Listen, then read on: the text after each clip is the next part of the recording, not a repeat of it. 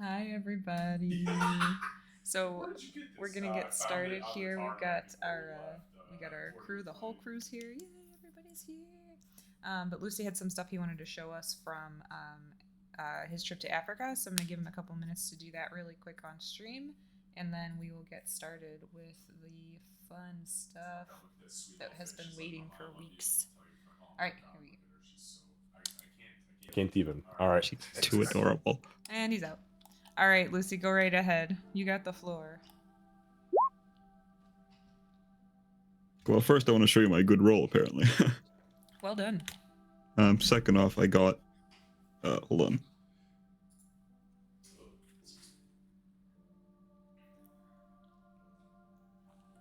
Oh, what the fuck? They let you bring those on a plane? I hit him in my shoe. Oh my god. Lucy, They are you didn't serious? catch you. Dude, that shit could get you thrown. Well, I don't know how it works in other countries, but in America, Dude, they we'll get get you you thrown 20, in bro. prison.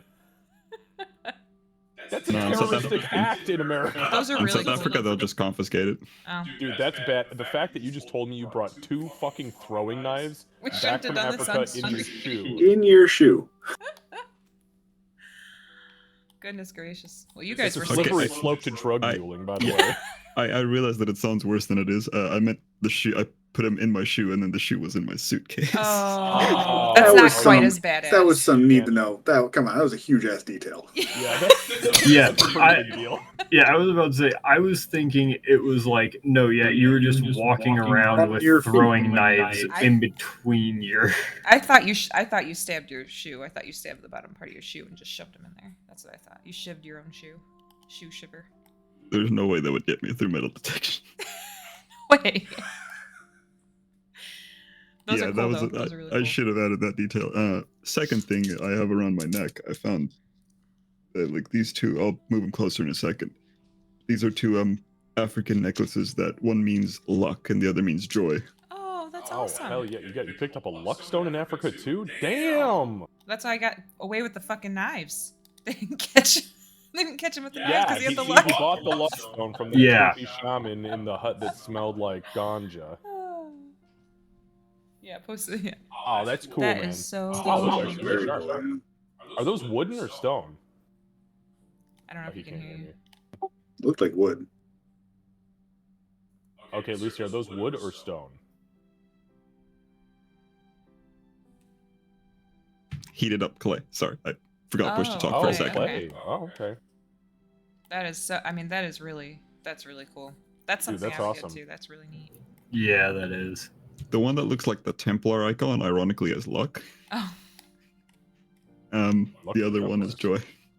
I love it. That's awesome. You had a good trip. We saw the pictures, but you enjoyed yourself other than getting. Hell yeah, fried. it was awesome.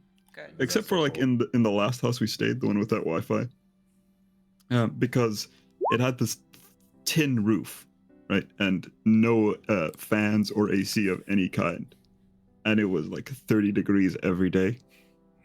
Mm. And Celsius. Yeah, Celsius. So the tin roof just kept the heat inside, Oh. so we just got roasted. Yeah, that's 86 Fahrenheit. That's hot. That's insane. Not that's hot. Like, ooh, that's hot. That's actually hot. Other than that, it was a lot of fun. I liked the session last week. Great Yeah. to have everyone back. Yeah, Lucy. Lucy gave me a compliment on my Bonkin impression, so thank you for that. You do Bonkin better than Bonkin does Bonkin. All right. I agree. Candace should just play Bonk. No, I got a lot of other shit to do. I Okay. vote for Candace to play a Bonkin relative. A Bonkin relative. A Oh boy. descendant. Good luck with that one. I don't know, like Bonkin's long lost brother's great great great great great alternative universe grandchild. It'll be fine. Come on, they're bugbears. I mean, there's a lot of time between then and now. You know damn well that bloodline's long gone. Yeah. Oh wait, no, you're not a bugbear. You're a hobgoblin. No, I'm a bugbear. No, he's Alright, bugbear. Bugbear. Ooh, yeah. It never goes good for the bugbears. All right, so we're just getting done. Just for a recap here, we're just getting done with some downtime. You all should have received your downtime information. Does anybody need any clarifications on that? No, everyone's good. Awesome. Okay. So, if you didn't have actual blood children yet, so we're gonna just go through. Okay. So, last week, Kira and Tempest came out of their respective rooms, kind of met with the group and caught up with them about what they'd been doing with the watchdogs, which was something kind of new. And everybody went and met with the Golden Commander to ask some questions and get some clarifications on things. And it was a bit of an information dump. You guys found out quite a bit of information about the other groups that exist, and that you also may have discovered a new villain group that the Alpha League's not familiar with. Yeah, so then we went into our downtime. Nobody has any questions or anything. We can pick up where, just so that I realized, and Xavier realized it at the same time, I haven't been telling you guys like the date. So downtime started December 14th and ended December 28th. So we will be starting the morning of December 29th, unless there is anything that needs to happen retroactively for the purpose of downtime.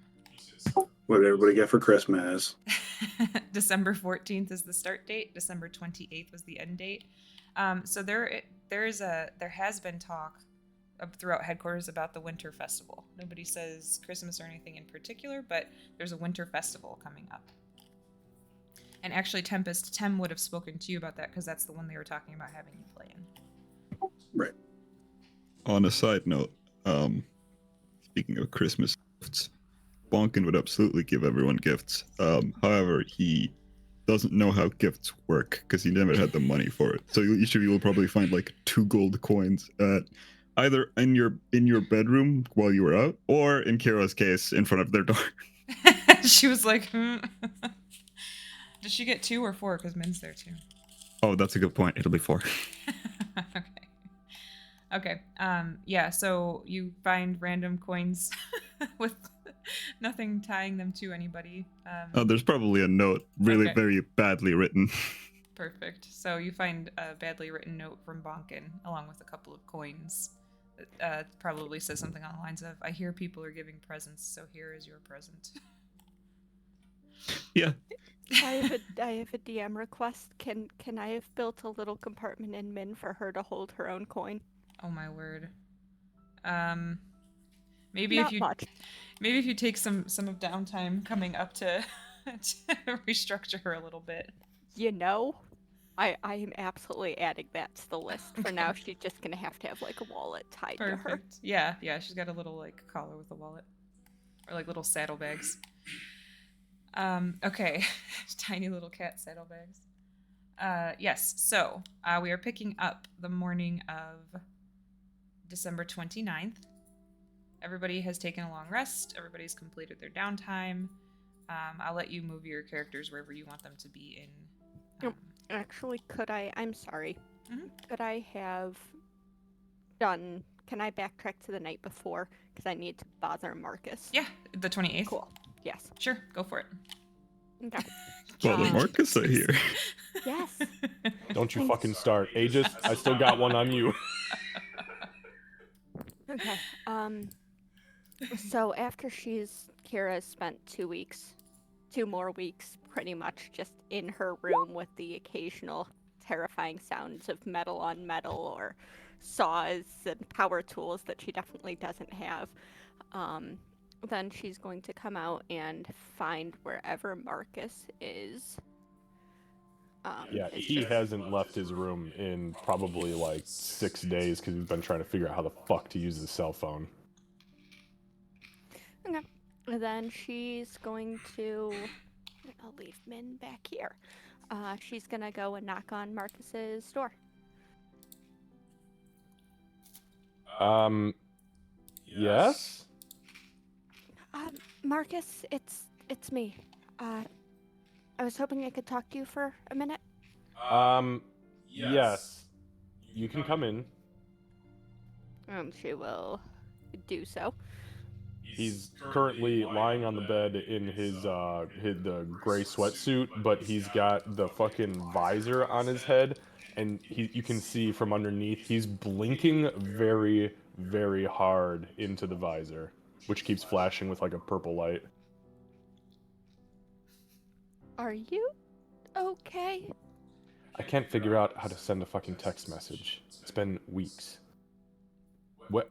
She said something about a send button. Where is it? Get another emoji from Tempest. Okay.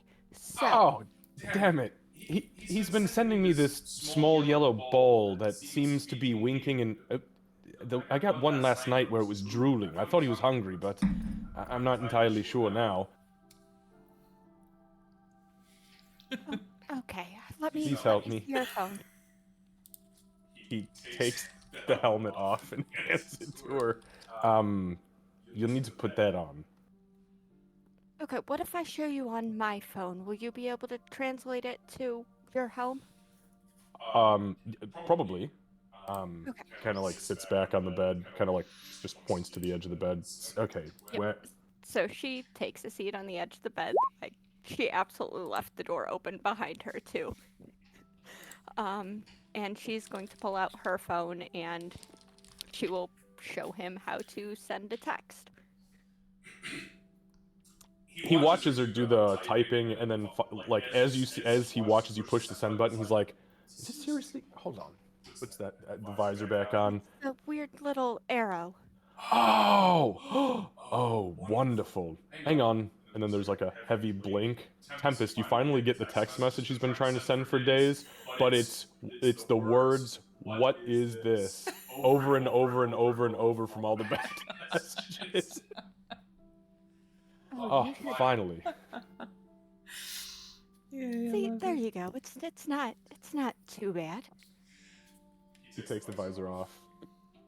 This is much more difficult than I had anticipated it being. I learned how to use those pistols very quickly, but this is terrible. Sorry, yes. What can I do for you? Just don't forget to charge this. It's the cord they gave you, the long snake-like thing.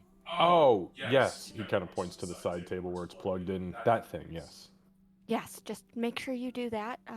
It'll tell you when it needs to be charged. If you look up, and for me it's in the top right corner. And she will proceed to explain the charging process.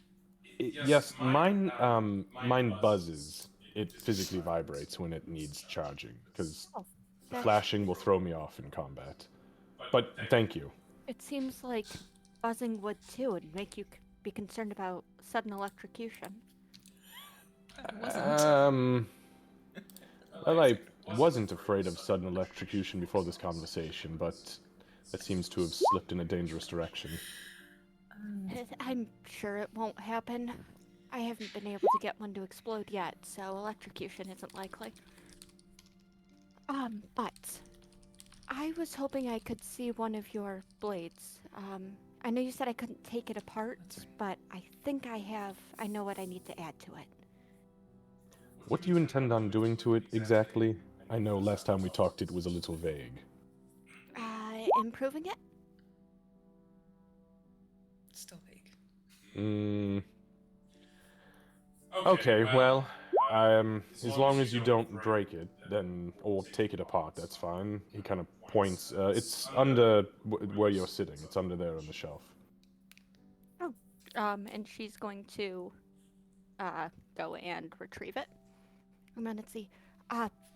Perfect. I should have this back to you by morning. Wonderful. Thank you. Do you need it on or off? Is it possible to activate it without your helm or telepathic connection to it? You can text me, now that I know how to reply, when you need it turned on, and I'll see if I can make it happen. Are you going to be able to do that from across the floor? I don't know, but we're going to test it. That's a good thing for me to know. I know that when I'm holding them, I I think of them springing to life, and it happens. So. Well, wonderful. And it seems like the Golden Commander already made sure we already had each other's phone numbers, so... Yes, Tempest has been sending me a lot of faces. Do you know how to send them back? Yes. Just kind of looks at him, narrows her eyes a little. He's got 10 charisma. Feel free to do insight and deception checks. He couldn't figure out how to send a thing. Oh, hey, that's pretty Oh, good. wow. I'm gonna absolutely fall for this. No way! Yeah, I'm he's so bad at charisma. Kira. You're very confident in his confidence. He I'm definitely has already the sword. thinking about the sword and not taking it apart, but absolutely taking it apart. So, okay. I'll text you then if I need you to turn it on, and at worst, I'll just come back here. I'm probably gonna be working on it tonight, though. All right. Well, thank you. I look forward to it very much. Before you go, though, I have a question for you. That thing that you gave Master Aegis, what was that all about? What did that do? What was that for? Well, if he focused on it, it should allow him to... how do I put it? You know when spells are cast, how it takes a certain amount of energy? Yes. It should be able to restore some of that energy each day. Oh, that is absolutely wonderful. That's very good for him. Yes. Cool. Assuming it doesn't That's- explode. Wait. Hold. It's just like It wasn't it a necklace? He's gonna have that thing around his throat, and there's a chance it could detonate. So she can't control herself. She just bursts out laughing. No, it's a ring, and it shouldn't. It'll be fine. Oh God. Well, we can put a finger back on. It's really tough to put a head back on. So as long as it's on his hand, I'll trust your invention until I As am long as he taught didn't- not to. As long as he didn't put it on a chain and wear it that way. People wear rings as necklaces all the time. Well, I'm sure keep it'll an be eye on fine. that. Yes, I'm sure it'll be great. Please don't put a bomb inside of my weapon. I No, need he both told of me my not to hands. take it apart. Oh, fair enough. It'll All be right. on the outside, she says as she's leaving. You get a. Oh. And then she's going to go back to her quarters, her room with Min, carrying Marcus's blade and absolutely still wearing his cloak.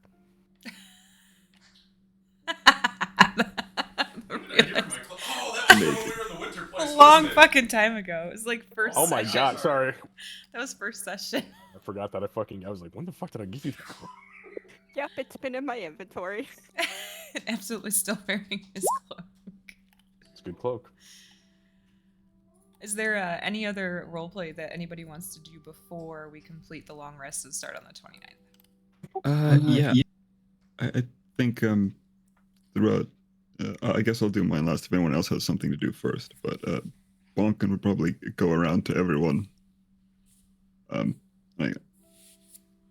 I guess I want to mainly talk to Kira and Marcus, but for Aegis and Tempest, Bonk, it's just a quick.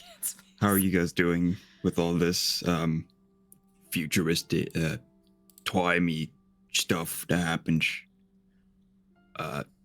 Being away from home. That slow evolution into bonking was Yeah. was intense, actually. You want me to do it, Buck? No, it's my character. I think I can get it. I may be second place in the Bonkin voice lines, but Well, Tempest will be excited. He'll be showing you. Like, hey, check it out! I discovered Spotify. It's really cool. Check it out. You can make these. You can make you find all this new This is how he music, spent his time. and it's amazing. And the Golden Commander gave me her playlist. It's really angry. You know, like it's a lot of really angry sounds. I don't think you might like it, but it's angry. She's an angry person inside, I think. Like Bongan's probably gonna look concerned. Do you play it, Tempest? Yeah, he'd play it for him. Heavy death metal comes out of out of the box. Is it one of those songs where just from the beginning just starts with the heavy It just starts screaming? screaming. Like if you think, yeah, all think the like way. a Gretzko. Bonkan would probably like visibly jump, not expecting it. Right? Yeah, it's a lot of angry sounds. I mean, I guess I'm not terribly surprised, but Right. That's some strange music. I'm gonna be honest, I don't really know what to say here. These tiny devices are a bit too much for me. yeah, it took a little while to figure it all out. But I guess there's if you ever need any help with it, I'm here to help you out. I found a really good artist named Taylor Swift. I think you might like. A lot less angry, at least outwardly. Outwardly. Thank you. No, I guess I'm a Swiftie now. I guess. I don't know what that means. I don't either. Somebody called me a Swiftie earlier. That was weird. Right. Well, I'm glad you're doing okay. Bunkin looks visibly concerned for you. Doing great, buddy. Alright, I guess I'll go ask Mr. Aegis how he's doing. Hope if you need something from me, you know my room's right over there.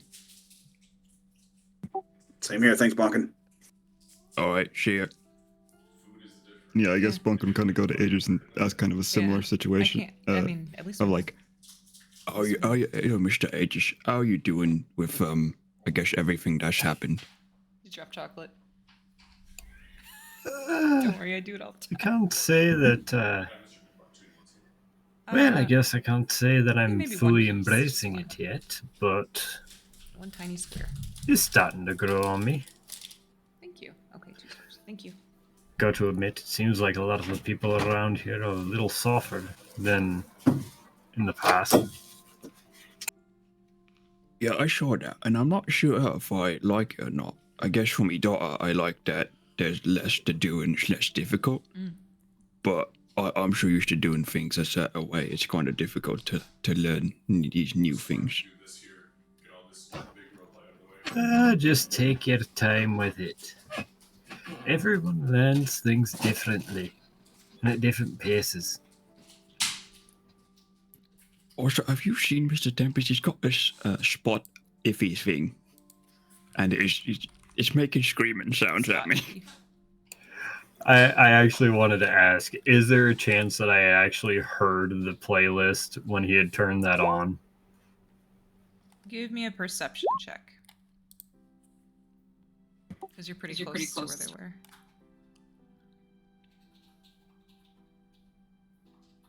Yeah, you did. You heard it, and you could actually decipher some of the words, which people who were sitting right next to the music couldn't. So, good on you.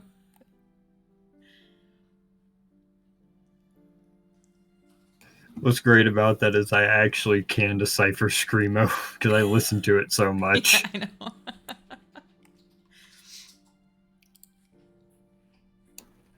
I think I heard the box thing there. Go ahead and end up playing a little bit of it. Honestly, it scared me half to death. It's not good for me old heart. I could agree with that, but at the same time, I could see it being something that very easily could be something to help get the adrenaline going. Having a bit of slow start to the day, that'd be something to pump me right up. I guess so. You think it's to use it for fighting? Is that what to use it for? Maybe not for fighting, but in the preparation of it. And he kind of gets really excited and he swings his arm and got to remember about that. You alright?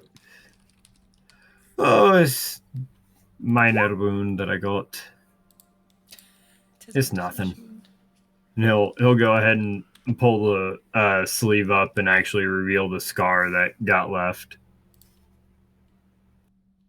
I guess Bonk can kind of look at it, and he doesn't have bandages or anything. Does this house have like plasters? Yeah, so in each of the bathrooms, it would have like a medicine cabinet or at least a drawer that was stocked with like first aid ointment and gauze and band-aids. Right. Well, You guys are superheroes after all. Yeah, I don't think Bonkin fully knows how those work. Because I don't think he even knows how to bandage his own wounds. But he'll just kind of put like a bandage on Aegis and be like, "Well, you are, I guess, ELO doctor. But so I don't really know how to get rid of these things. But hopefully this helps. It helps me sometimes." I appreciate it, Bonkin, but trust me, it'll be fine. Well, I mean, if it hurts a bit longer, then maybe you should go ask Miss Leona if she knows how to get rid of it or make it better. I will. Like I said, I appreciate the concern. That being said, though, yeah, well, I can wait till in the morning. Better talk to everybody about it. All right, if you say so. If you want, I can go gather them up now. Quick DM question. What time is it right now? It's like 9 at night. Between 9 and 10. Everybody's kind of... Oh, no, Bonkin.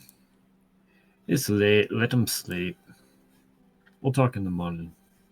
Right, but I'm pretty sure I'm hearing Mr. Barker's curse at something. I'm not sure what it is, though. Something about watch the send button, I think. Hey, if I'm being perfectly honest, the whole technology thing is one I'm kind of avoiding a little bit. Me too. I couldn't figure out how to get this thing. Hell, I couldn't even make this thing go on, much less figure out how it works. To me, I guess it's just a brick.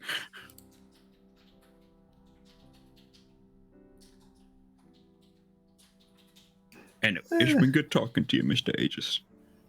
It's been good talking to you, Bonkin. If you need to talk about something, if you miss home or something like that, you know where my room is. I'm always happy to talk. I appreciate it, and I'm here for you too if you need anything. I appreciate that as well. Thank you. And I guess before I get to Kira and Marcus, if anyone wants to do their parts.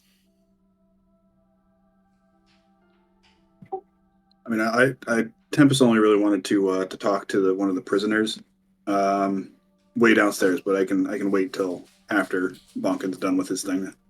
Okay. I got nothing. I'm ready for sleep. I'm working on Marcus's blades and definitely not rigging them to explode. In that case, you'll probably hear like a doo doo doo. It's not quiet on your door. Kira, I said text me. Oh, sorry, her or me? Kira. Oh, sorry. Yeah. You heard it anyways. I like that Fair it enough. carried It that would be much. that loud. I love this game so much. There is the clatter of something and then a very elven sounding unhappy string of words, and then it's one moment. There's more scrambling sounds of things, the crinkling of what sounds like chip bags, and then she gets up and goes to the door. We've gotten him a few times and opens it. Yeah. So Bonkin's probably standing outside, and he'll just kind of, at first, give like a gentle nod of like, "It's good to see you. Would you mind if I come in and talk to you for a bit?" So her expression like shifted when she saw Bonkin, because she definitely hasn't been avoiding him for like 2 weeks plus 3 days. No, come in. It was actually Min. Yeah, and she'll kind of backpedal. Her room is simultaneously very clean and absolutely trashed. Like, everything is organized chaos. There's empty energy drink cans, way more than a few of them, empty chip bags. Those are all kind of in a pile over there. Mhm. And then there's just parts. Yes, it is. Her backpack that Bunkin has been carrying whenever they're out and about is open. There's tools just everywhere, and then one of Marcus's blades is across this table here. Currently not activated. He'll kind of see the blade and Marcus's cape still around you, and just kind of raise an eyebrow. But I guess as he goes, it's just like chip bags and things in here, right? Chip bags and yeah, it's cola and all stuff. junk food that's in here. There might be like one plate that had paninis at one point that's underneath a pile of chip bags. We're gonna have paninis for days, baby. But no, Kira's hit the junk food hard. Bonkin will kind of, I guess, go into dad mode for a second, and just kind of go, "No, it's not really good for you to eat all those things. Why? Well, you could end up looking about as round as a tomato. Or a pufferfish." From those? No. I know, it's awesome. I work around with the repairmen sometimes, or just anyone around, and when I ask one of them how they got their weight, I'm not very subtle about it, I'm sorry, but he said it's because he ate a lot of what they call junk food. And he kind of said like similar thing to those Doritos. I don't know why you want to eat some. I don't know what a Dory is or why you're eating his toes, but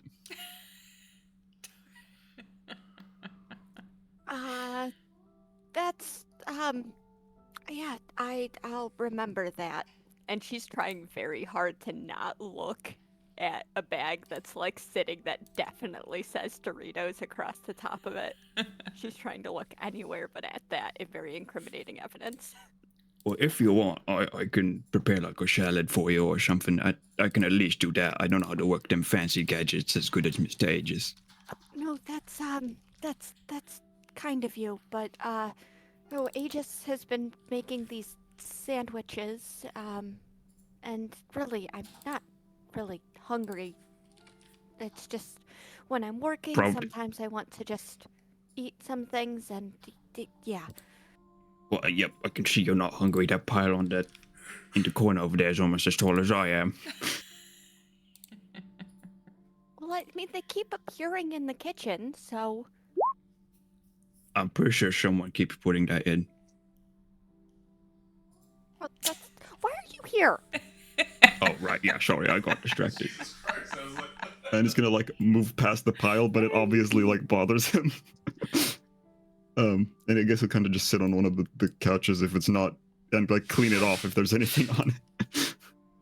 So she will see him go to like move some of her tools, and she practically like dives for them to get them moved first, because she is not entirely convinced that anything he touches won't instantly rust. But she rescues her tools and clears off the seat so that he can actually sit. Oh, thank you. Yeah.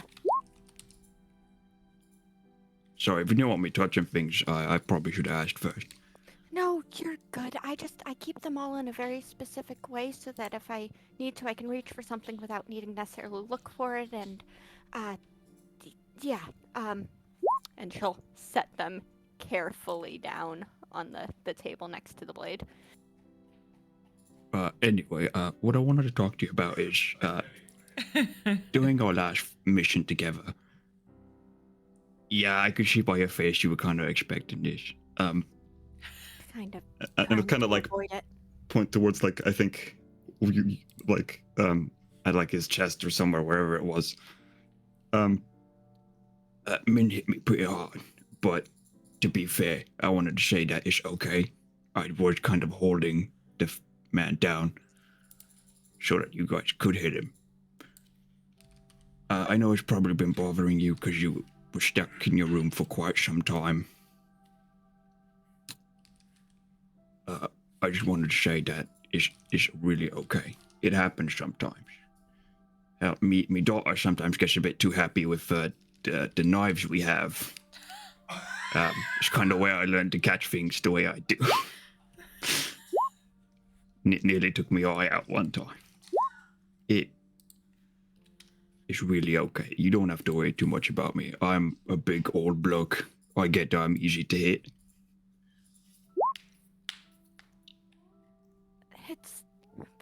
It's not okay. And you were holding him and we shouldn't have. I'm sorry, Bunkin. We shouldn't have swung. No. 1 second, I'm pressing V and it's making it in chat. Oh. Okay, I clicked out of chat. We're good.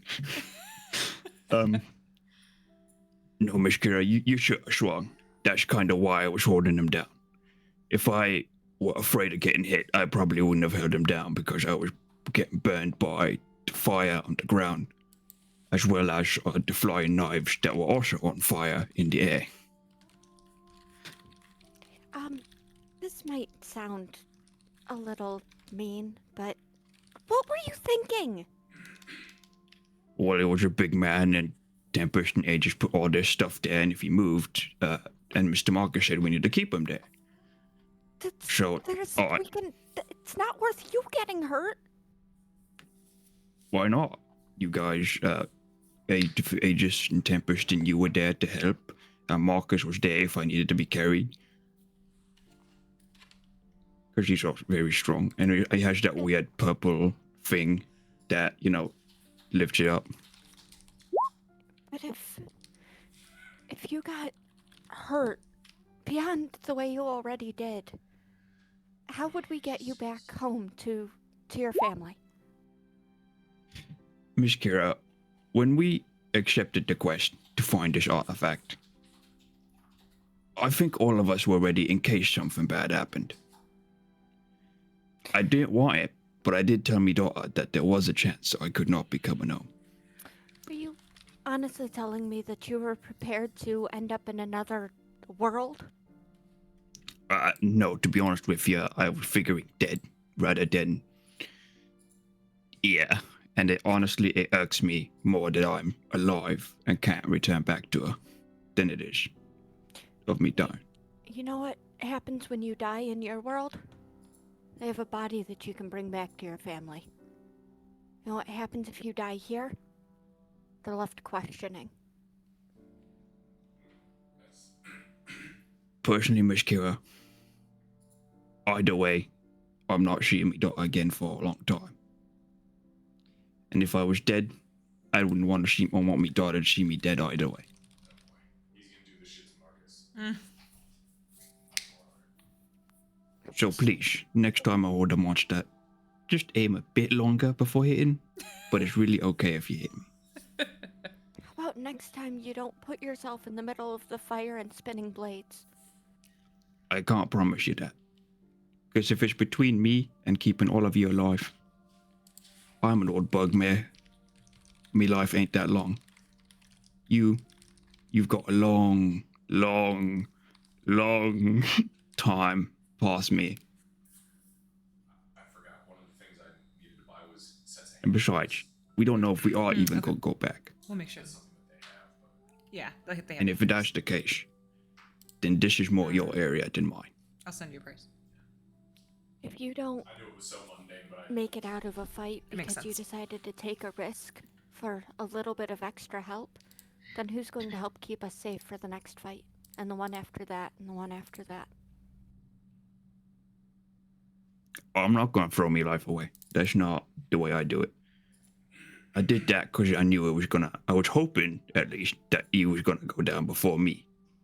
But even then, Aegis, Master Tempest, and yourself, I know you've got them fancy magics that I don't have. And I've seen Tempest heal wounds that would normally take me months to heal in seconds. We are teammates. We help each other. We're friends. If you hate me saying so. So she gets a weird expression on her face for a moment, and it takes her a moment to be able to find words again.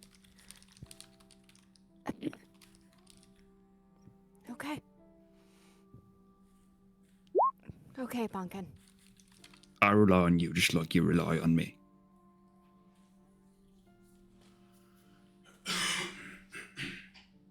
Can't say I've heard that before. Well, that's what friends are for.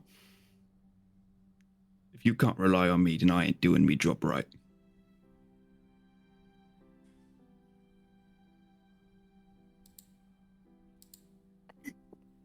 You know, even if we don't make it back, this world's gonna be a hell of a lot better for you being in it, Bunkin. That means a lot. It means more than you know.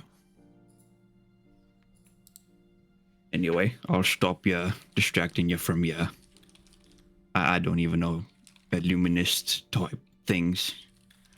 By the way, Min, nice to see you again. Not Min. Hope you found me gift.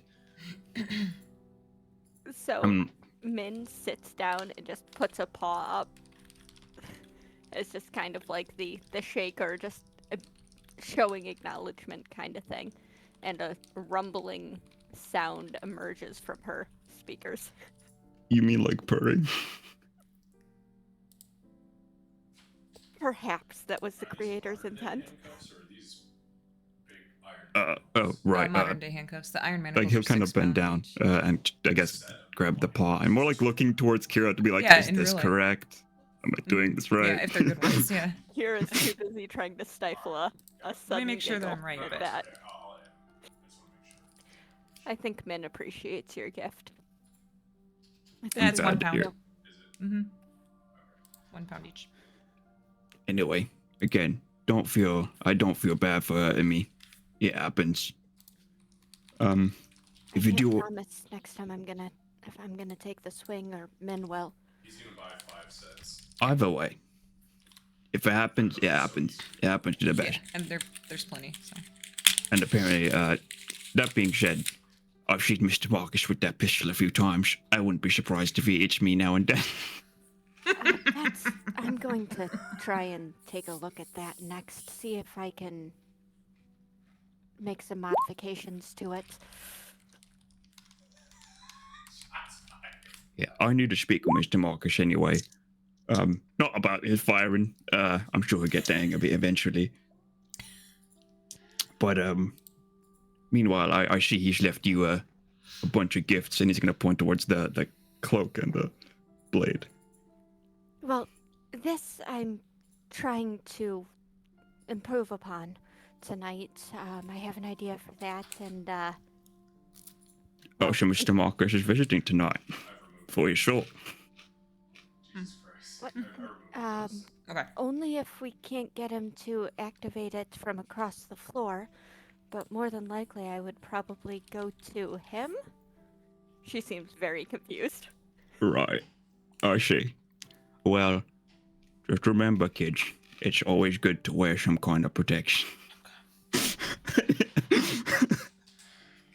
You lovebird, stay safe. And he's gonna walk out. Oh my god. She's left just searching for a response, but what she is going to do once he leaves and the door's shut is she's gonna text Marcus and warn him that Bonkins wants to speak to him. And he said something about lovebirds. As Bonkin is walking down the hallway, it's clear as day the dude can't fucking keep quiet to save his life. You just hear, "Oh shit," and then I'm gonna clamor and try to crawl into the bed.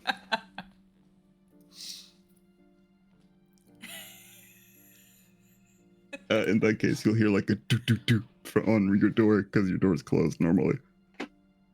Mr. Marcus, I don't know if you can hear me with that element on, but I kind of want to speak with you about what you said to me at the battle, our first battle. Kira gets a text message that says, "He's at the door. What do I do?" Talk to him? Or pretend to sleep. Those are pretty much your only options. ... But I'm not even tired. Looks like you're talking to him. Okay, that's the end of the text messages. Bonkin, you hear Marcus is he'll like crawl out from underneath the bed, and then I'll burn my telekinetic movement for the night since we're gonna rest, and I'll just open the door, and you see I'm like crawling out from under the bed. Master Bonkin. Yes. Sorry about that. I dropped that gift that you brought me. Those the coins. That was very nice, but I keep losing them. That's Yes. right. You know, we have this fancy thing. I think she called it a safe. It's pretty accurate because it keeps me coins safe. At least that's why I put mine. Oh. Yes. Fair enough. I should probably put it in my safe. By the way, there's no doubt Bonkin completely believes what you said. I wasn't even gonna say insight. I wasn't even gonna call it because I already knew. If you don't mind, is it okay if I come in? Well, yes, the door is open, please. What exactly, it's awfully late. The door, as you enter, the door closes behind you, Bonkin. Oh, I keep forgetting you can do that.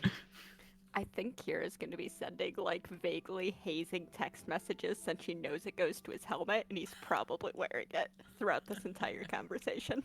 Yeah, he's got the helmet on. I mean, he can see through it, but yeah, as the text message is popping up, he's getting nervous. Go ahead and send them in the chat. Right, Yes. anyway. So you. Before we. Well, no. I'll let you do your thing first, please. Right. Well, I think the first thing I should do is some explaining. You rightly called me out on the fact that I don't kill if I can help, if I don't need to, or even sometimes when I should. I'll explain my reasons for that in a bit, but first, I'd like to apologize. I put you and everyone in danger without thinking. You're right, I didn't think of them getting back up or coming to attack us.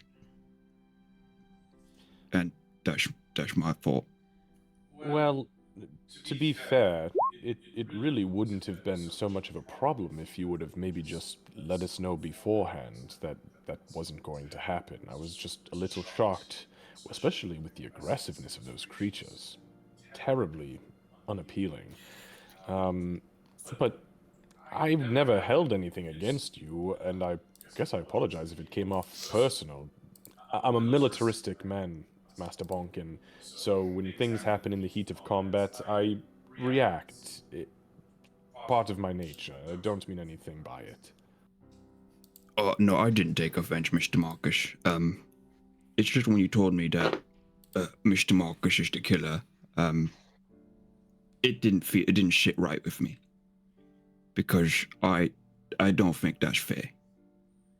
I know you're doing a lot to get me home, and I appreciate that. But it's not fair if you have to become a killer, as you say, and I'm shitting on me high horse. Not killing anymore. That's admirable, Master Bonkin. But maybe to help put your mind at ease, I meant what I said quite sincerely.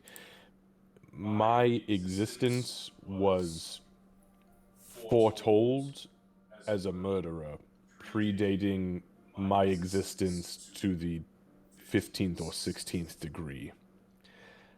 I am who I am, and that's all right. I don't have a problem being the one that has to kill. It's a burden I was born to bear. What I fear is that you, in the most dire of moments, will lose yourself in the cautions of ending something, and it may come back to bite us in the ass. You're right. And I don't want to make that mistake. However, and as you've noticed, I have been trying to get back to me old ways. and try and hold back less. However, I have to ask you a favor. And for that, I need to explain some things, I guess, about me. Okay, I'm open to the favor. Right, well, first off, I do my best to help out you all, even though, because you all are amazing. Mr. Marcus, you have that great purple pink thing that you do. It amazes me every time. And you're very strong. And not just physically. And you're also very intelligent. Kira, she's really good with her mechanics, metal. She's very good with metal and making things work. Yes. And Mr. Aegis and Tempest are great magicians. Amazing what they can do. All I can really do is punch things really hard. So I'm just trying to do my best by you all, because it's all I can do. Master Bonkin, are you not aware that in the heat of combat, you grow spectral arms that lash out around you, turning you essentially into a twister of fists? You know that that's you. You know that happens in combat, right? Yeah, it's something me mentor taught me. Yes, but to say that all you can do is punch things really hard. You are the embodiment of some sort of spiritual energy, Master Bonkin, that makes you very special, even among those that you've trained under. I don't know, he could always do it way better than me. But that's not the point. I bring this up because before me master put me in me place, I was a horrible person, to be honest with you. This tattoo, and he's gonna point towards the red dragon tattoo on his arm.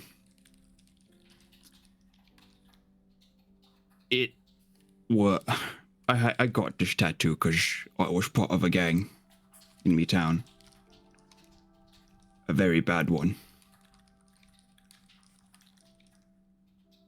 To kind of show you how, I guess, bad this gang was. And he's gonna take off like his right glove, the one by the dragon tattoo. Like as the tail goes onto like his glove, and this is a very long glove. It's fingerless, but it like stretches pretty far up his right arm. And as he takes off the glove, he has like this golden bracer on his right arm, probably with some old smudges of blood. But on his hand, there's essentially a brand mark, similar to like a small just dragon.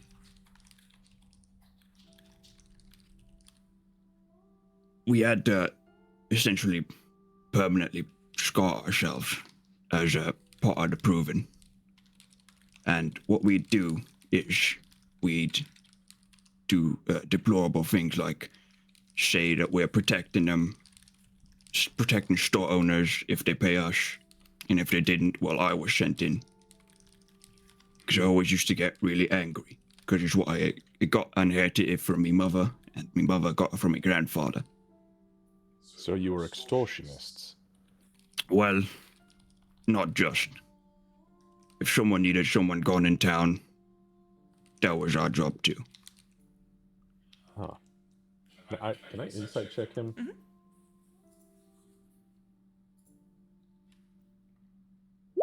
19. What I'm looking for is sincerity here. Absolutely. Okay. 100%. He's literally like opening up to you and telling about his path. When my grandfather died when I was about 10, I think 10, my daughter says it's 10, it's 10 fingers. All my fingers. I inherited these, and he's gonna point to his gauntlets, and his anger. And when he died, I kept getting really angry, going out of control. And as I joined this gang, I got more and more angry, and kept hurting more people. And eventually, I found me master, which I rightly tried to be honest with you, off.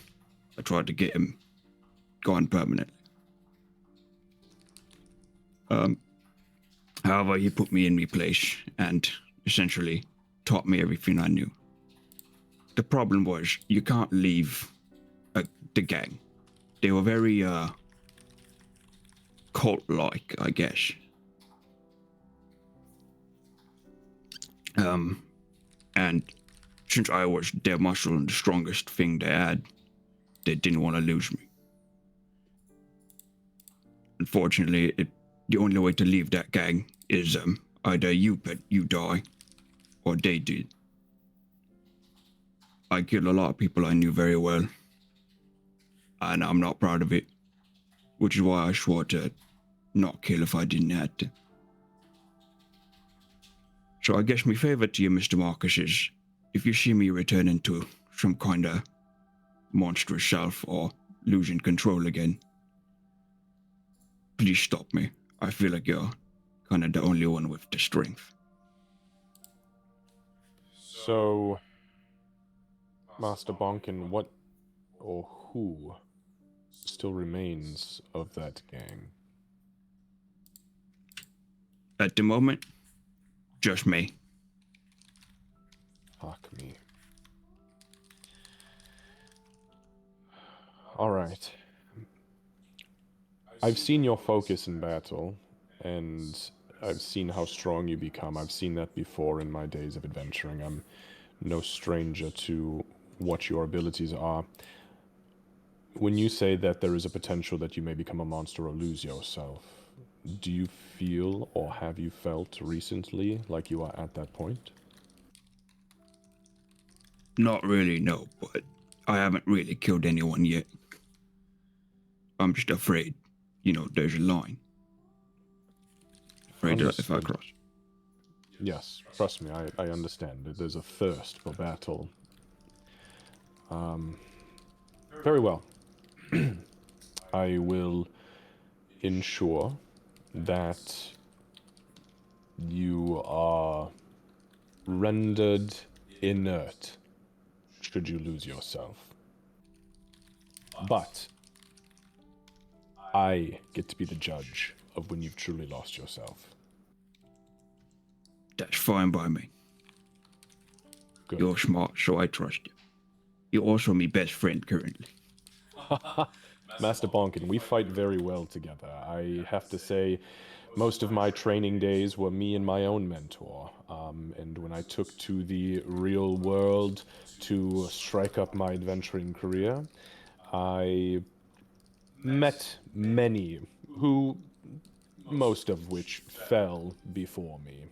I always escaped, always got away. But never have I encountered somebody with your specific talents, and it is a pleasure to fight alongside you, trust me.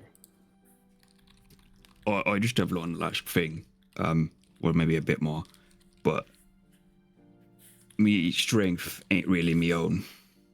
I feel I need to say this. And he hasn't put on his glove yet, but he's going to point to his gauntlet and go, This was my grandfather's last gift to me. Essentially, it makes me a lot stronger than what I really am. Candace, looking at this thing, do I have any idea what the fuck this is? History or Arcana? Oh, okay. So essentially, I actually describe what this is. These are gauntlets that he wears underneath his gloves, but they've been semi-altered to not be around his fingers. It's silver with gold inlays with the face of, I think, an ogre around the hand part. I'll send an image in Discord. Perfect. You can send it to me. I can share it on here if you want. You can just pull it up and click send it. Oh, that's true, yeah. Literally just the image of it. Oh, he got it already. So yeah, they've essentially been altered for more bare hand fighting.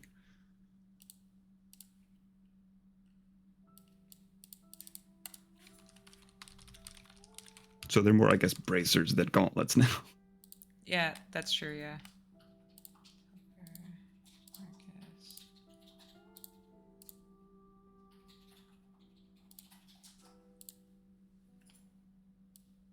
Oh shit, that's cool.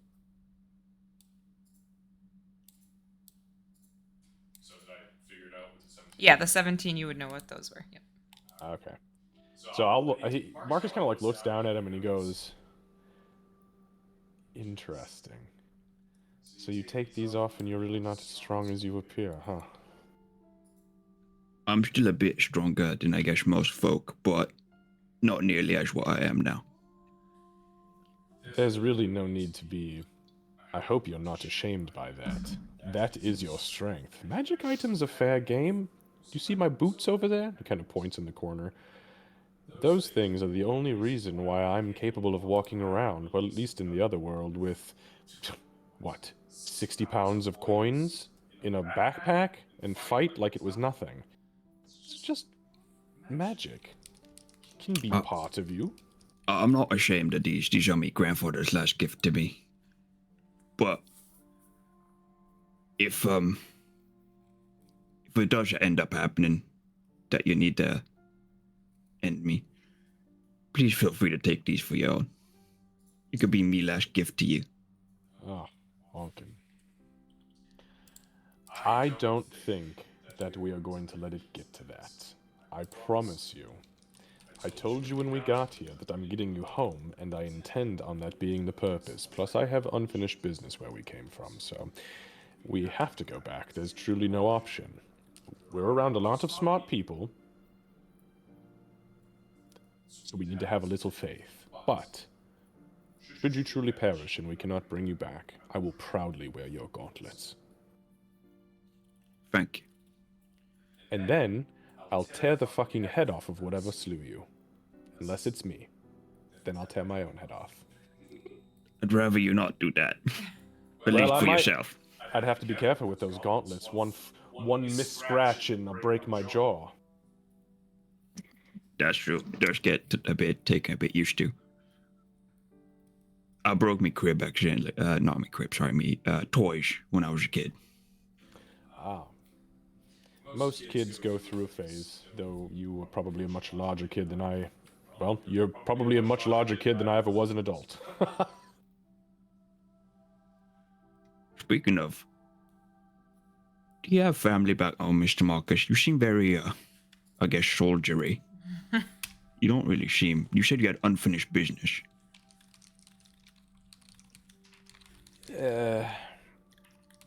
Yes.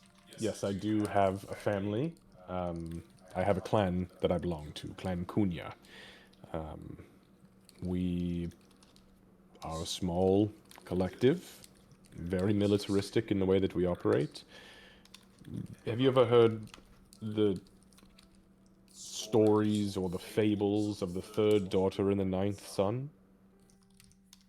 I don't know, have I?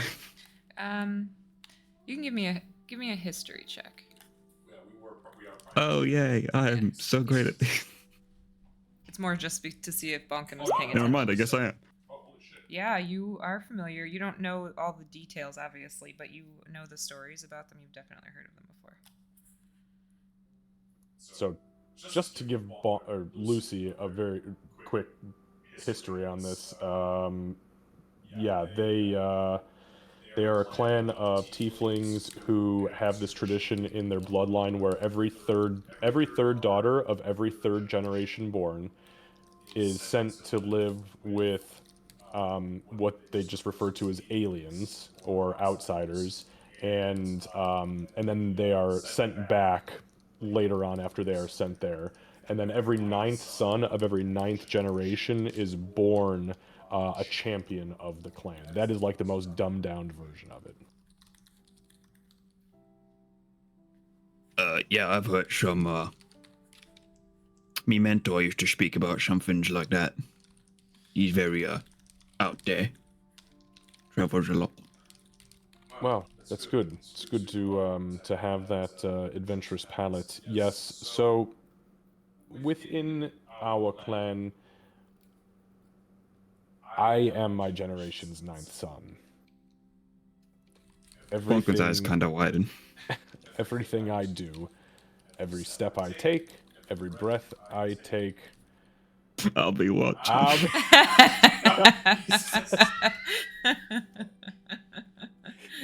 He says, was all predetermined prior to my birth. I am on a path of prophecy and fate, and that's that. So we I am desperate to get back to my people. But until then, I will do everything I can to survive and to ensure your survival as well, because I've already promised you you're going back, so. Bonkin will, I think, is just gonna, after you tell him that, he's just gonna look at you for a little bit, and then he's just gonna walk forward, and willing or not, you're gonna receive a hug.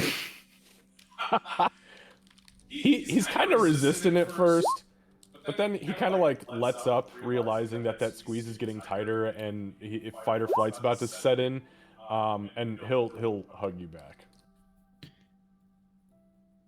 I don't know what it's like or how you see it.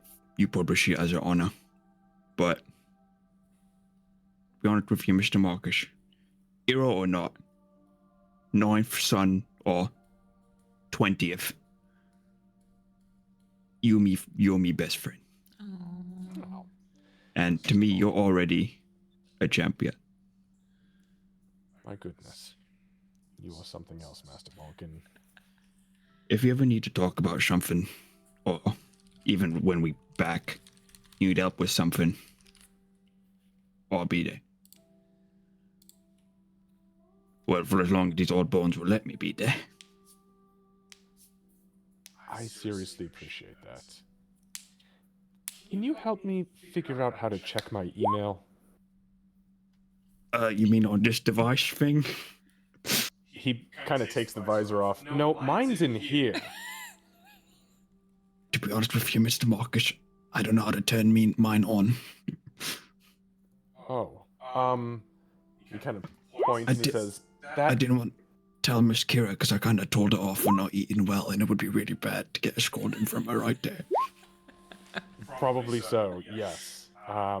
She can be a bit much, but it's good to have somebody excitable on our team. And he pushes the power button on. See? There you go. Oh, wow. What do I do now? That's about as far as I know how to do things. Mine is old visual, so this is tough. But good luck. Right. What is this funny icon that looks like a letter? Oh, that right there. I don't know. That might be the self-destruct button. Don't push that one. No, I feel like that'd be big and red. You'd think that. I know, I'm gonna try it. Gotta push the email button. You push the email button? The hell is a bank subscription? Oh, don't worry about that. Don't worry yourself. Oh, by the way, did you see outside your door that I had left you some coinage and that healing potion? No, sorry, I didn't look down. I might have stepped over it. You know what? That's respectable. Well, there's a healing potion and some coins for you outside your door. I know you don't really do much with the coins, but just in case you do, it's there. And please keep that healing potion on you, because I found out a couple of weeks ago that you and I are the only ones who cannot innately heal anybody should we be wounded. So yeah, it might be a good idea. Because if I've the got others one- go down, we gotta have at least something to get back up. Exactly. About that as well, just for the record in future experiences, should we ever be in a really nasty situation, we need to ensure that nothing happens to Master Aegis. I have heard the whispers of his incantations, and the divine prowess that man wields with his words is going to be very necessary to keep us all alive in the end. Right, that all seems a bit beyond me, but I'm trying not to get anyone behind me yet. I've been training a bit, and instead of getting me, I guess, bloodlust back, I got this ability to kind of see enemies that I've hit once, And if they don't hit me back, then I can stop them. Or make it more difficult for them to hurt others. Wonderful. Well, Master Bonkin, I look forward to being able to indulge in the field of war with you again, hopefully sooner than later. I look forward to fighting with you too. Before you go, I have something for you. And he'll reach underneath the bed, or the little nightstand next to him, and he'll pull out, it's a small blue gift box, probably like, I don't know, 4x4x4 on all faces, and he hands it to you. Just a little something, gift giving, right? Oh, thank you, Mr. Marcus. I would appreciate it. Anyway, I'll stop keeping you for Miss Kira because I had you two might spend some time alone together tonight.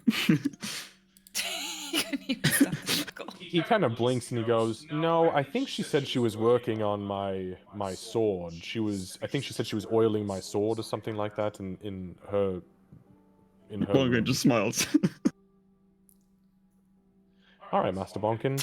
Right. Well, I'll tell you what I tell her because she said she might have visit you, or you might go to her. Stay safe. Wear protection. You don't want any accidents. Oh, no, trust me, we'll make sure we have ample protection, especially because she's been trying to detonate that cell phone for like a week and a half now. She says she hasn't managed it yet, but when it blows, we are going to get covered.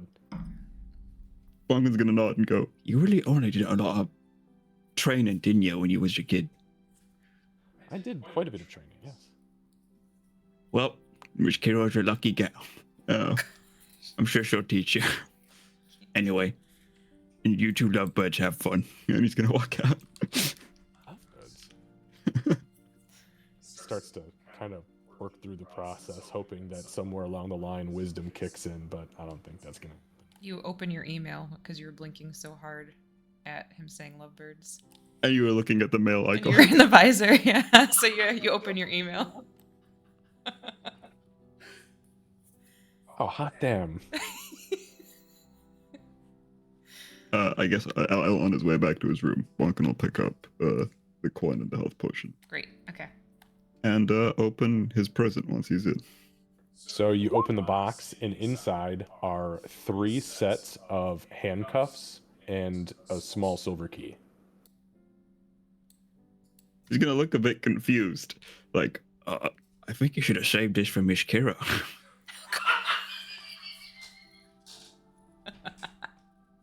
Maybe he gave me the wrong box. I'll check back with him just in case a bit later. anyway, Xavier, if you don't mind sending me like the coin, the amount of coin by the door. I actually added all to your character sheet already. Oh, okay, thank you. Yeah, and there's a greater healing potion in there. Sorry, I kind of snooped. I was like, I'm gonna forget about it. All right, well, thank you. That makes things easier for me. I appreciate it. And that's the end of my yapping session. Thank you, guys. Yeah, no, thank you. Thank you. Told you were missed. All right, Tempest, you wanted to go talk to this prisoner tonight, right? Yeah. And I guess like probably during that whole time as well, like Tempest was trying to work on some of his music and trying to get that tune out that he had in his head for a little while. Okay. But yeah, no, he's definitely gonna want to go down into the prison cell, I guess. Yeah, so you managed to connect with Leilna. She had told you before the long rest of the break that you could go down anytime. So you go down to the basement, which was the same floor as the lab, but you go left instead of right, and you do find yourself. The cells are, and I apologize, I don't have a map for it. I should have made one. But the cells are reminiscent of what you might see, like, I don't know if you've seen the X-Men movies, but kind of how those guys were being held. And there are also rooms for questioning, you can tell. But the cells are glass walls. So as you approach, they take you to where his cell is, and you can see the sea elf sitting behind the glass. He doesn't look it doesn't look like he got beat up really bad or anything like that. He looks defeated, if nothing else, just from being captured. But he's kind of sitting on his bed in the corner, looking out the glass at you. I guess Tempest would try to find like a chair or something to kind of scoot up with, close-ish to the glass. Sit down. Hello. I'm Tempest. I'm one of the individuals who helped to bring you here. Are you comfortable here, or are they taking care of you? He gives you like a long, slow blink.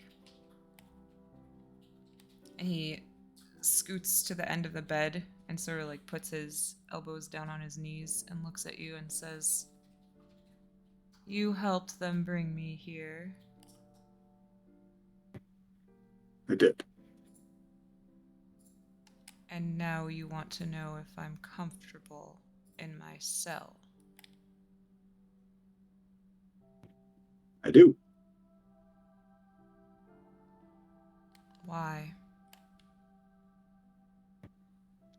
Well, I didn't want any harm to come to you or your friends.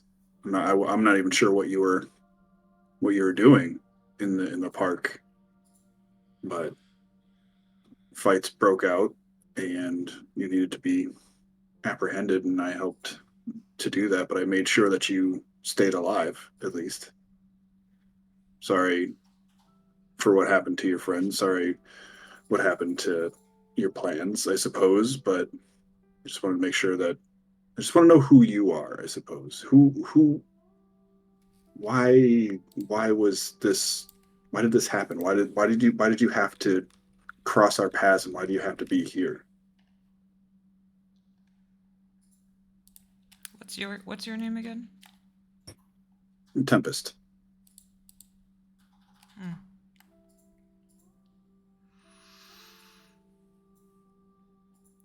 I was there because I was ordered to be there, as I told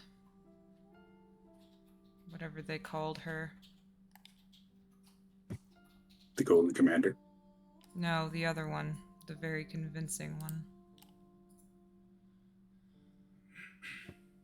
Oh, the jailer? Whatever.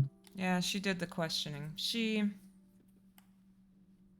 asked me, not as nicely as you. She asked me similar questions. I follow orders.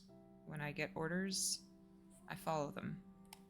Except for the part about not getting caught.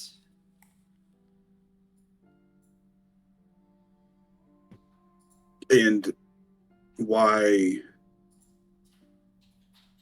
What led you to become a person who follows orders from?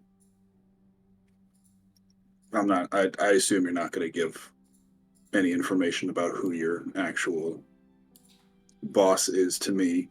I'm not asking for that. I just want to know who you are. Why are you in the position you are? How did you get to be the person taking orders?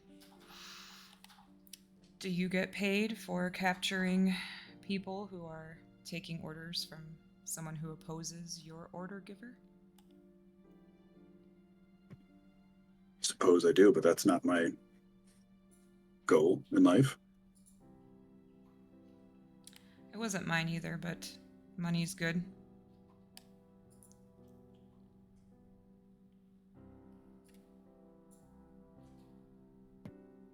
Do you have family?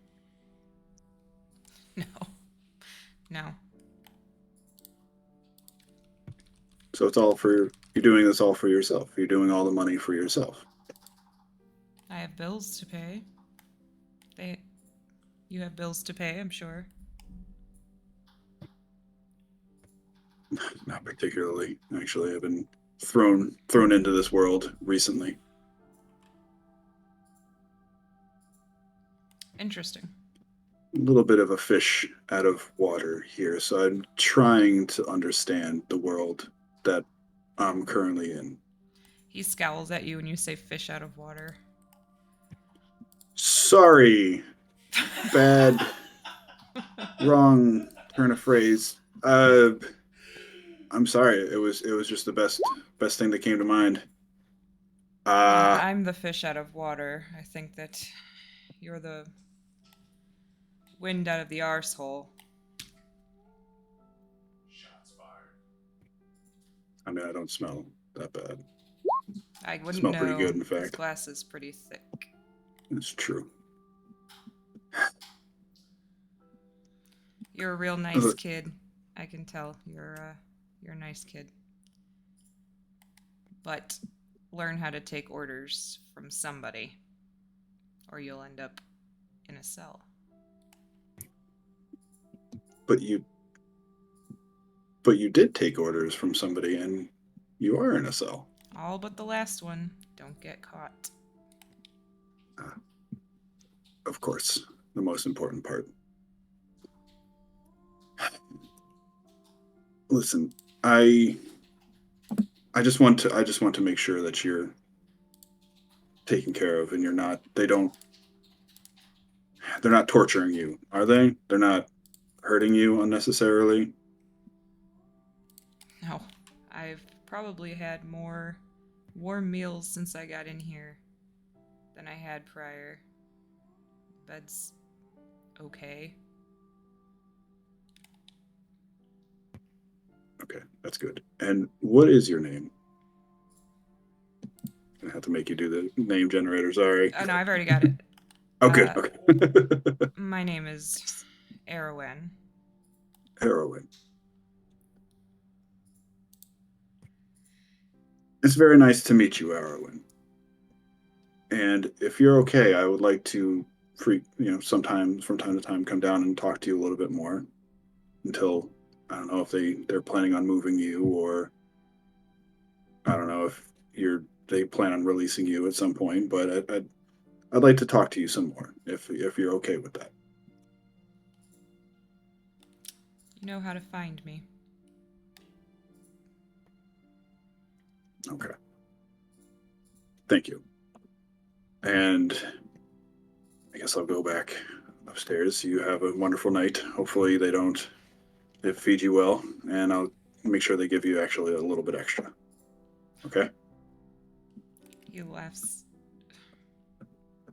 Thank you. Okay. Yes. All right. And Tempest will head back upstairs and probably get ready for sleeps. Okay. I knew I was gonna feel bad about that roleplay because I'm like, Tempest is such a nice kid and this guy's an asshole. Did anybody have anything else that they needed to do before we move to the 29th? Yeah, one last quick thing, because I forgot while talking to Marcus. Marcus probably during the 2 weeks get a letter, really badly one, saying two things. One, if I'm not going to roleplay, but essentially, if Bonkin doesn't make it back, but you do, and you have his gauntlets, would you mind returning them to his daughter? And then there's a badly drawn map to his town. Oh, perfect. I know exactly where this is. And Actually, then hang on. Looking at it, Candace, looking at it, and knowing the map of the old world, do I know Yeah, roughly where it's at? yeah, you know where it's at. Okay, Yeah. okay. Thank God. Secondly, it says, by the way, if you want to practice your shooting, feel free to ask me. I'm pretty sure I can catch. I want to see if I can. If Bunkin can catch bullets. 1 and 2. 1, 2. It'll help you with your aim. With like a badly drawn smiley face at the end. Not realizing Bonkin still doesn't have any idea about his fucking cell phone, he's gonna send him a text message that says, I received your letter, Master Bonkin, and I will absolutely seek you out for training, thank you. If you ever get it, I don't know. Me box it up. What does that mean? Yeah, your phone will light up and you can see the first, like the majority of the text from Marcus. But since you don't know how to open it, that's all you know. It just said, like, you can read where it says, like, I'll gladly take you up on training. Just let, and then dot, dot, dot. Just let what? Oh, blasted. I hate this box. Wonderful. Okay. And that's it. I'm done. I promise. No, you're fine. You're fine. Okay, cool. So why don't we're right at the halfway point. Let's take a quick 5-10 minute break, and then we'll come back here and see what the hell kind of trouble you hooligans get into. I will have RP things in the morning. Perfect. Delivering stuff. Yeah, I think there's going to be a couple RP things in the morning, so be back in a little bit.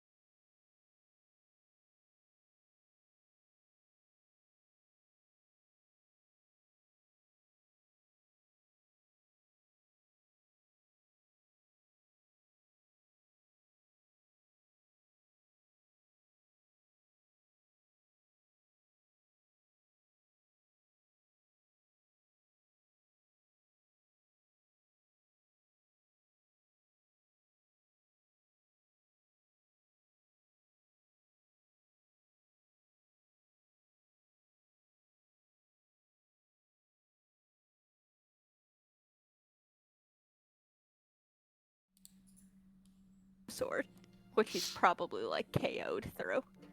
But You said she's gonna text Marcus to turn on the sword? yeah, at some point, just straight up thematically as she's working on it, and then realize that it's like 3, 4 in the morning. I And mean, he would Marcus is- probably fallen asleep with the visor on, Yeah. because that's just, he's so fucking enamored with Go it. ahead, just do a perception check.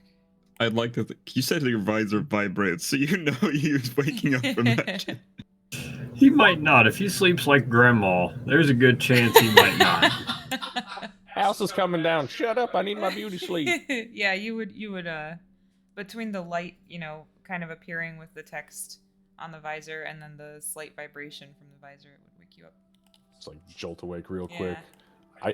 I honest to God, I have no idea if I can even do it, but I'm gonna I'll- do actually. yeah, I'll even grab like the other saber and hold it and try to like focus how I would normally turn it on and off, but Roll percentiles. And then call low or high. fuck. I will call, I don't know. Let's just call, well, no, I'm awake. Let's call high. Okay. Oh, 88. Yeah, okay, yep. So Holy shit. So you actually do manage. The one in your hand also opens. Ugh! But yeah, Kira, it does. It actually like kind of turns on, I guess, for lack of a better term. From then there's gonna be a follow-up text that's just thank you with way too many exclamation points, and then you can go back to sleep now. Sorry, is the follow-up one. He's gonna take the visor off this time. He's not gonna respond. He's so tired. He's just gonna pull the visor off, plug it in so it charges, and go to bed. Back to Perfect. bed. Back to bed. Yeah. I'd like to think that you fell asleep just barely, and then suddenly it's like, "Thank you!" exclamation mark, and you're like, "Ah, god damn it!" And then you just take the Yeah. visor off in Yeah, frustration. just right at that point. Damn you! Why isn't there a D&D mode? Okay. So the next morning arrives for everybody. Kira, yeah, you didn't really sleep. Yeah, I mean, when do I ever? Yeah. But yeah, so morning arrives and it's the typical, there's less breakfast food than normal because it seems like they may have realized that somebody's cooking up here. I should say less like fully prepared breakfast food.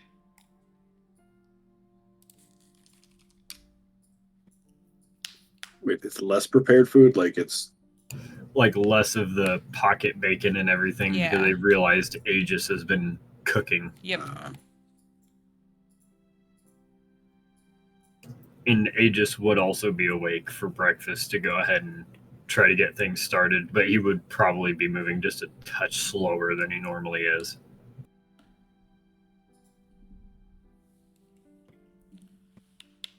so probably the entire morning. You guys probably be hearing Tempest kind of humming this little Go tune to sleep.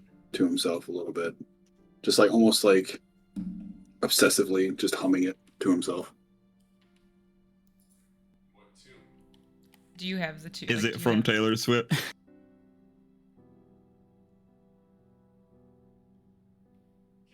We can't hear. I don't know if you were pushing the button, but we couldn't hear you. Pushing the wrong button. That's Oh. why. Didn't hear my bloop bloop. I'm sorry. What did you say before? Do you have what is the tune a recognizable song, or is it something that you're coming up with? Like, do you have a clip or anything, or No, I don't. I don't have Okay. a clip. just No. making sure? Okay. Yeah. He's just vibing. He's just vibing. Yeah, Just Tempest vibing. comes out Yeah. full on vibing. Good morning, Aegis. How you doing this morning? It's a beautiful day. Beautiful day. Oh, I ain't doing too bad. Arm's still a little tender, but we'll make it. Need a little something for that? You need a little heals? You doing all right, buddy?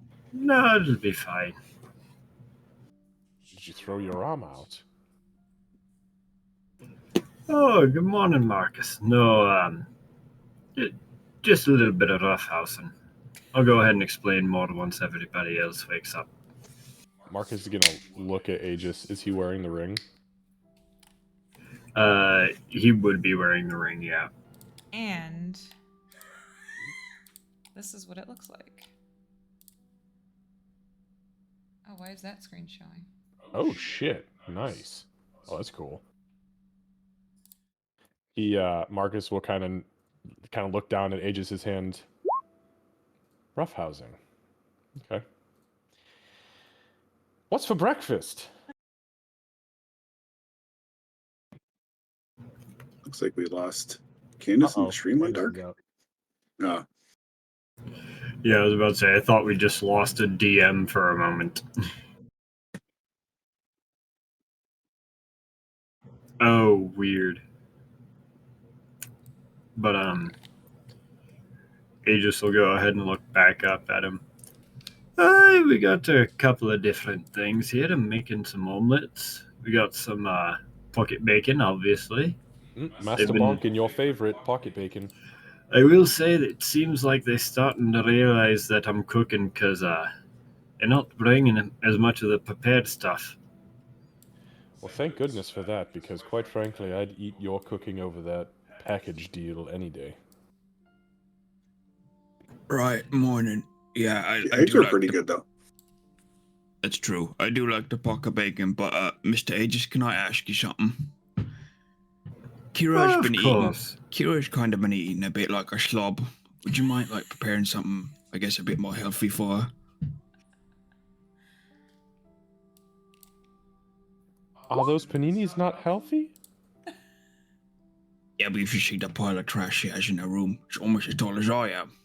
I've never even been in her room. Oh, You've she been just in came her to your room? room. Yeah, I had a talk with her yesterday. Oh, good for you, Master Bonkin.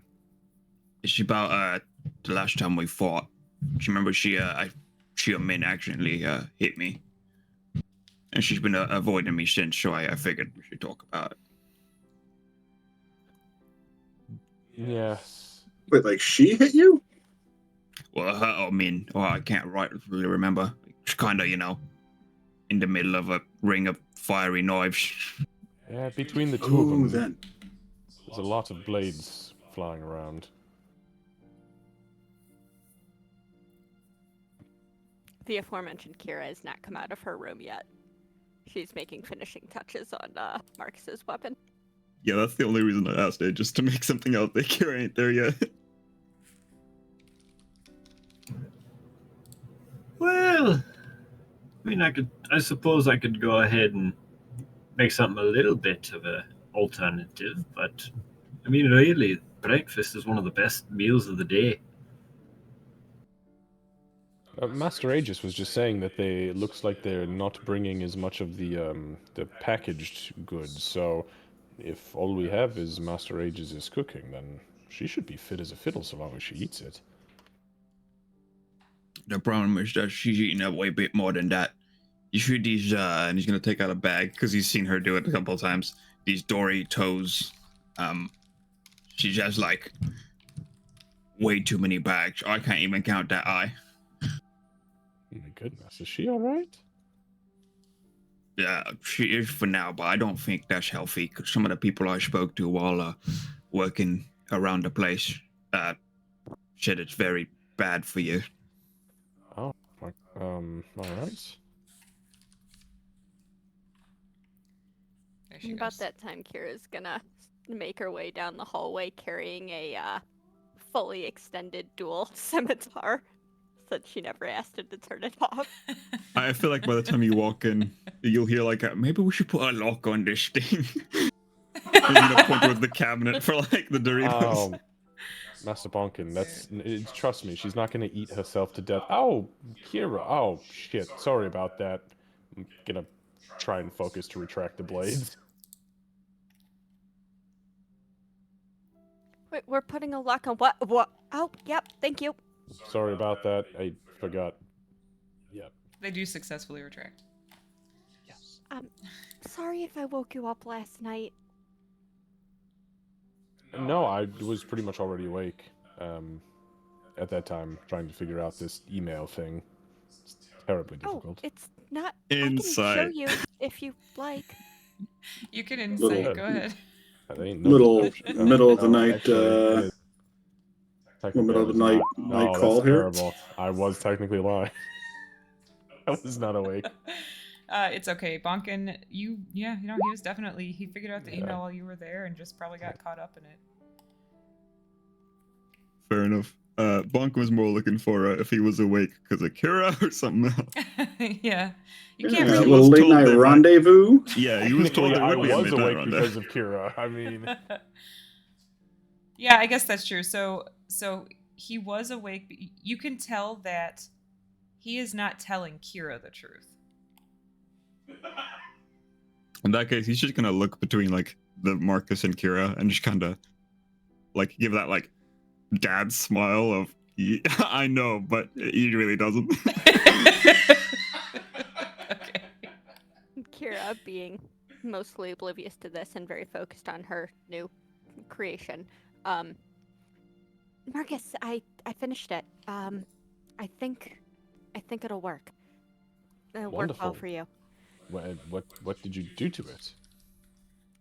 Well, take a look. And she's gonna walk over.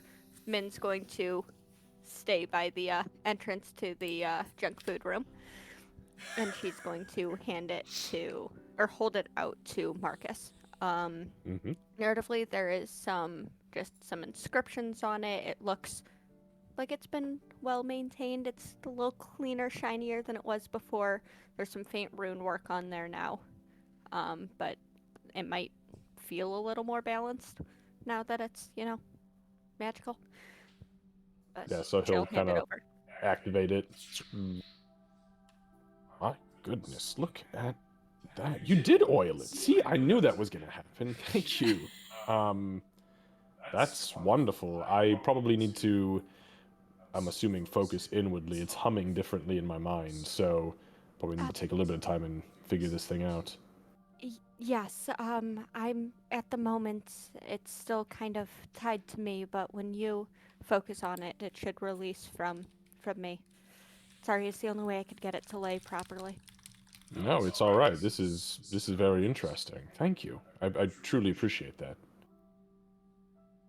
And she smiles and steps back a little bit. And then, what was that about putting a lock on the cabinets? Mm. He looks at Bonkin. You need to eat more vegetables. Yeah, you've been eating a lot of bad food, young lady. I bet Marcus you haven't even buries his cleaned out face your in his room hands. yet, have you?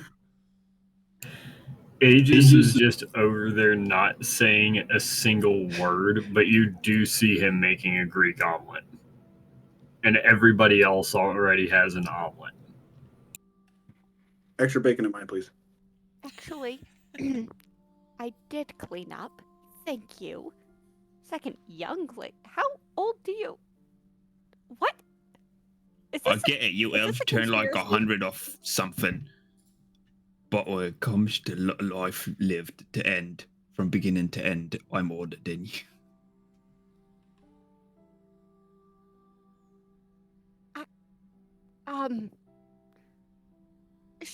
I don't think there's an appropriate way to respond to this. So, Wait, how old are you, Kira? we don't need to actually think about that. I regret bringing it up. Oh, Well, if it's like my parents said, she's probably something in the... I think they called it the 300s. I don't know how old much that is. no, you're not that old. Kira's her expression's going to go very still and very shadowy. Older? I will start rolling deception if I need to, because she is not giving away her age. Look, we have to remember that age is relative to one species. Master Bonkin by his own... Whoa. I did say I'm technically older via, life from beginning to end. Fair enough. My people are not as long-lived as the elves, but the oldest man I ever met or ever heard tales of existing in my clan was 40 years younger than I currently am, which I think makes me the oldest living tiefling currently in Clan Cunha history. Well, I So, mean, yeah, you it's all relative. I guess we all have 200 and something we can add. What did you say it was? It was 900 and something. We went from 1200 or something like that to 2000. Oh yeah, that old. I think we're older than some elves, but if I am wrong.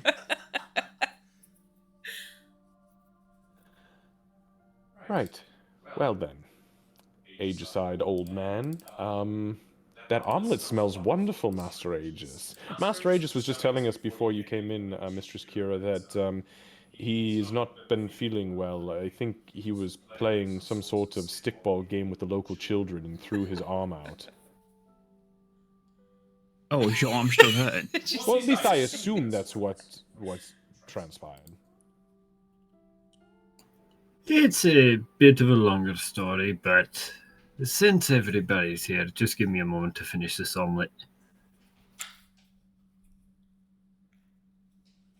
No, once he finishes up the omelet, he'll go ahead and hand it to Kira. And first, he'll go ahead and, after that, actually pull up his sleeve and reveal the scar on his arm to everyone first. Yikes. Can I have a closer look at that canvas to kind of determine what the hell it was from? You could do a closer look. Do either medicine or survival. Not Kira's great. also going to take a look. She is does bad it- at it too. Does it look better or worse than the time Bonkin put a plaster on it? That's not bad. And the time Bonkin put a what? Bandage on it. Oh, I mean, it's definitely gonna scar, but the part that was still kind of like a scabbing / open wound looks a little bit happier than it did before Bonkin put the band-aid on. I'll take that. Sure you don't want some heals for that, buddy? I know you can do it, but... Marcus, you can tell that it looks like it was initially blunt force damage because you can see bruising around it, but it broke the skin. Holy shit. You weren't even stabbed. Did somebody hit you with a bat? Or a club of some sort? Unintentionally, but yeah.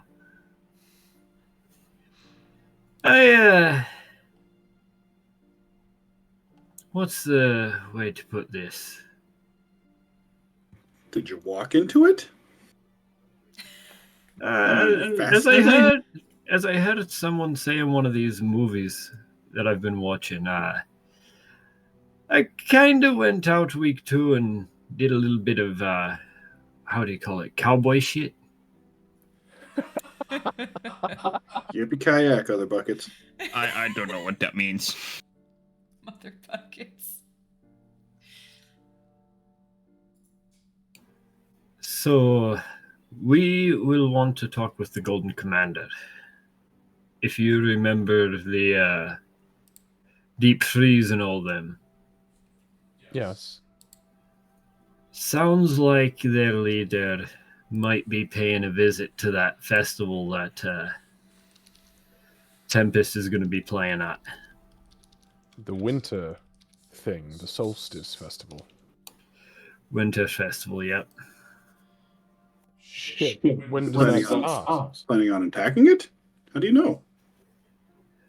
I may have asked Lelna for a little bit of help should I get caught in anything too dangerous, and went out and saw what information I could find. In, to be fair, not the most reputable places. Oh. And you got jumped. That's where the scar came from? No, I was making my way out before a bar fight started, and one of the stools got knocked over, and the feckin' leg of it came up and cut me.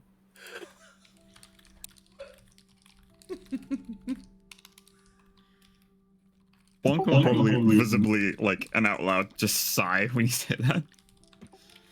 Oh, okay.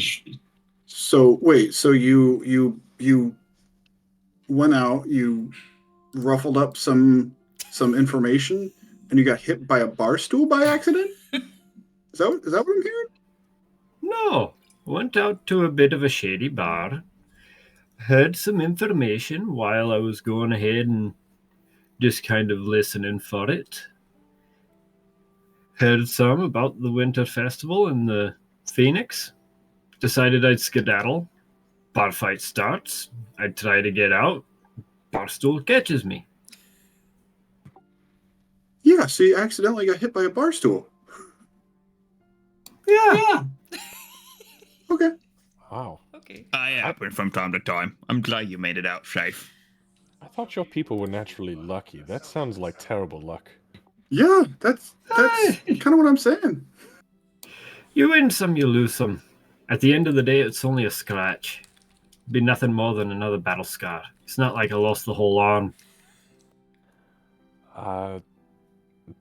That's true. Always a silver lining, Marcus. Oh no, Marcus, weren't you talking about reattaching limbs just last night? I was. Did somebody lose a limb? Not yet. And let's pray that never comes to fruition. I mean, If it someone might does happen lose on a the way to limb, the bathroom. Now, apparently with Aegis. No. if someone does lose a limb, I hope it's me, and I hope it's one of the ones I can summon back. That would be a sight to see. Well, how about we all try to not lose any limbs? When is this Winter Festival? Tempest, when are you performing? When is this again?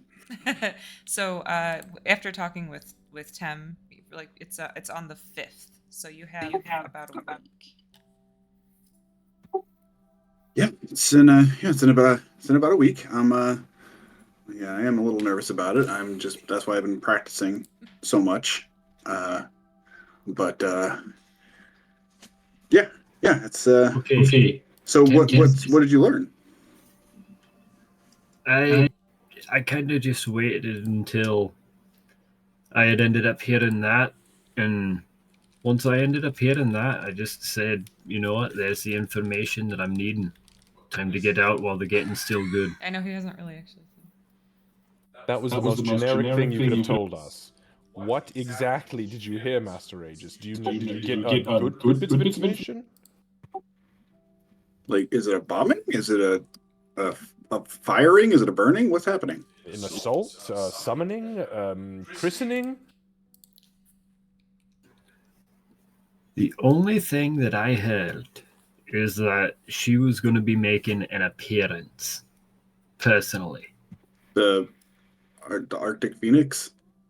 Frozen Phoenix. The Frozen Phoenix. That's the one. Arctic Phoenix has a little bit better of a ring to it, though. We might want to reach out to her. Yeah. No. Well, I mean, Well, maybe she's just gonna enjoy the festival. I know I'm stretching that kind of bit, even I know that, but like, I can hope. Well, that's good information either way, Master Aegis. Let's say we finish breakfast and go meet with the Golden Commander. I'd have to agree with that. Tempest, don't worry about a thing. Just focus on your performance. well, maybe there. She means paying a visit, as in there are a lot of very talented musicians playing there. Maybe It's possible. At the end of the day, I'd like to at least go ahead and have information on some of the people that are wanting to test us, from what it seems like. Speaking of, I did have a nice conversation with our prisoner downstairs. Which one? The Githyanki or the... Oh, No, they not killed the themselves. Githyanki. No. No. Oh, the sea elf. The sea elf, yeah. Oh, yes. Yeah, his name's Erwin. Did I say that right? Heroin. Is it not Eowyn, but Erwin? It's Erowin. Eroan. Yeah, heroin. Yeah. Hmm. Talk to Erwin. He seems, you know, like a terrible person, but I mean, not like I was expecting, like, you know, like a cackling kind of evil person. But you know, he was willing to talk a little bit to me, at least. I was, you know, I figured I'd get to know the guy a little bit better, but you know, they don't seem evil. I was expecting evil, you know. And instead, you found someone who was reasonable. It's unfortunate to hear. I did. It's not unfortunate. I mean, makes, I don't know. I suppose killing them, in my perspective, obviously all the more difficult. But it was not what I was expecting. That's right there is why I say unfortunately. Well, yes, once you add humanity into the mix, your enemies become harder to kill, that's for sure, but just because they're not a cackling, you know, foaming at the mouth goblin trying to tear your kneecaps off with a rusty knife, doesn't mean that they might not be behind those watchful eyes, conniving and constantly coming up with ways that they would want to mutilate you should they be able to reach you. Listen, those are all very specific examples. I suppose I'm going to have to leave that side of it to you. I think I've mentioned before, I'm new to this whole thing, so I'll help as best I can. The murder is going to have to lie on others who can actually do the deed. It was prophesied before my birth that I would be born a murderer, and here I am, and proud of it. I am happy to take that burden. Wow. That's intense. Yes, good. Okay. Marcus probably finish won't- my omelet. Marcus probably won't see it, but Bonkin, like, has a frown when he says I was born a murderer.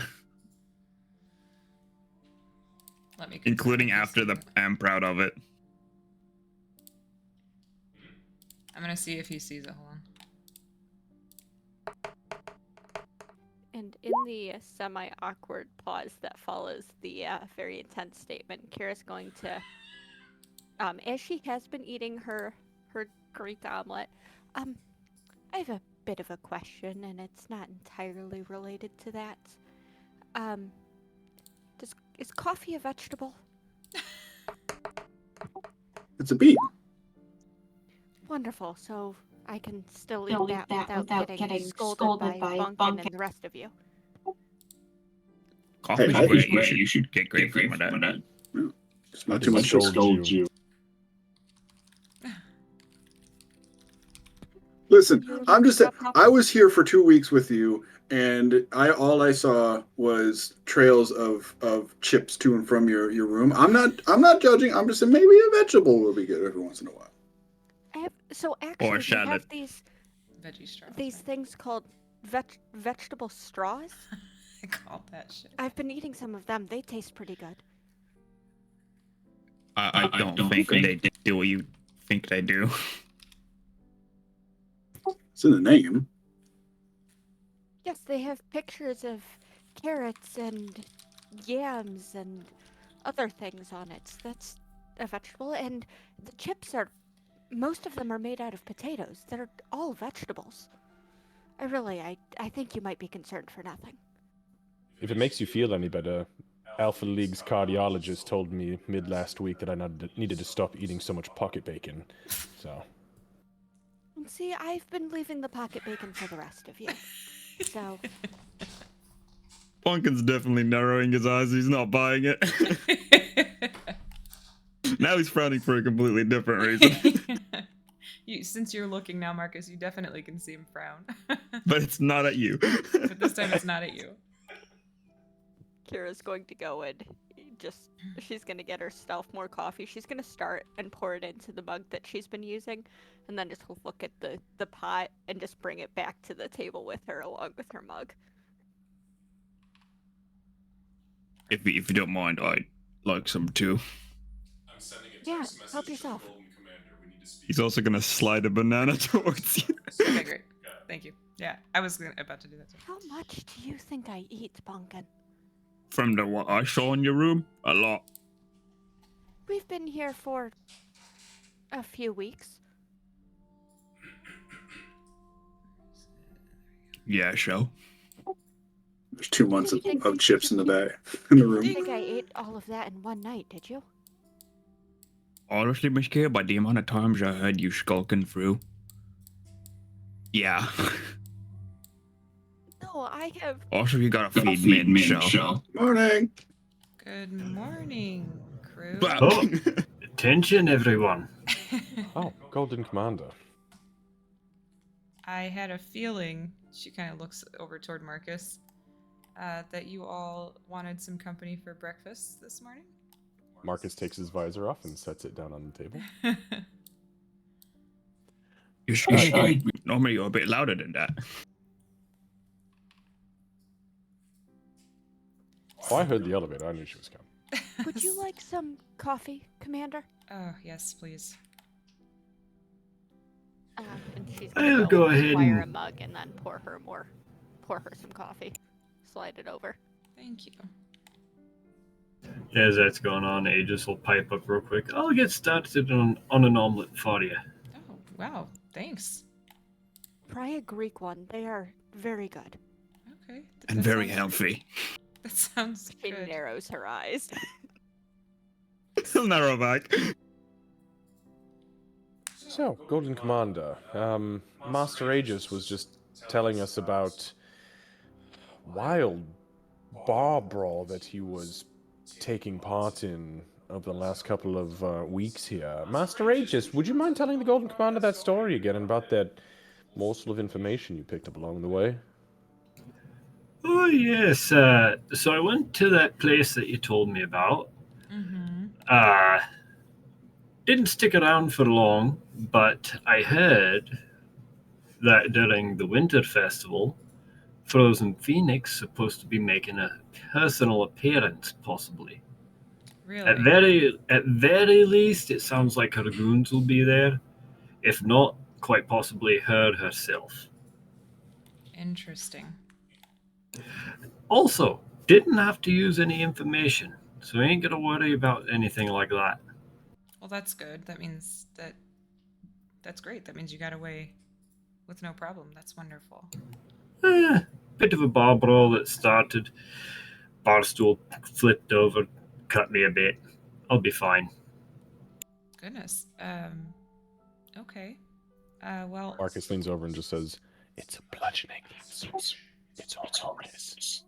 I mean, seriously, like, if you don't take care of that, it's going to get infected. And I feel like it's weird that I have to tell you about this. You do the healing. He's a healer. I know, Tempest. I've been working on it the entire time myself. Been using my own magic to make sure. For You'll how be long? fine. How long have you been working on this? Just little bits here and there. Was So- your arm hanging off? I'm sorry, it doesn't matter anymore. It sounds like your arm was hanging off last night. No, Wow. no, it wasn't hanging off. It was just like a little scratch.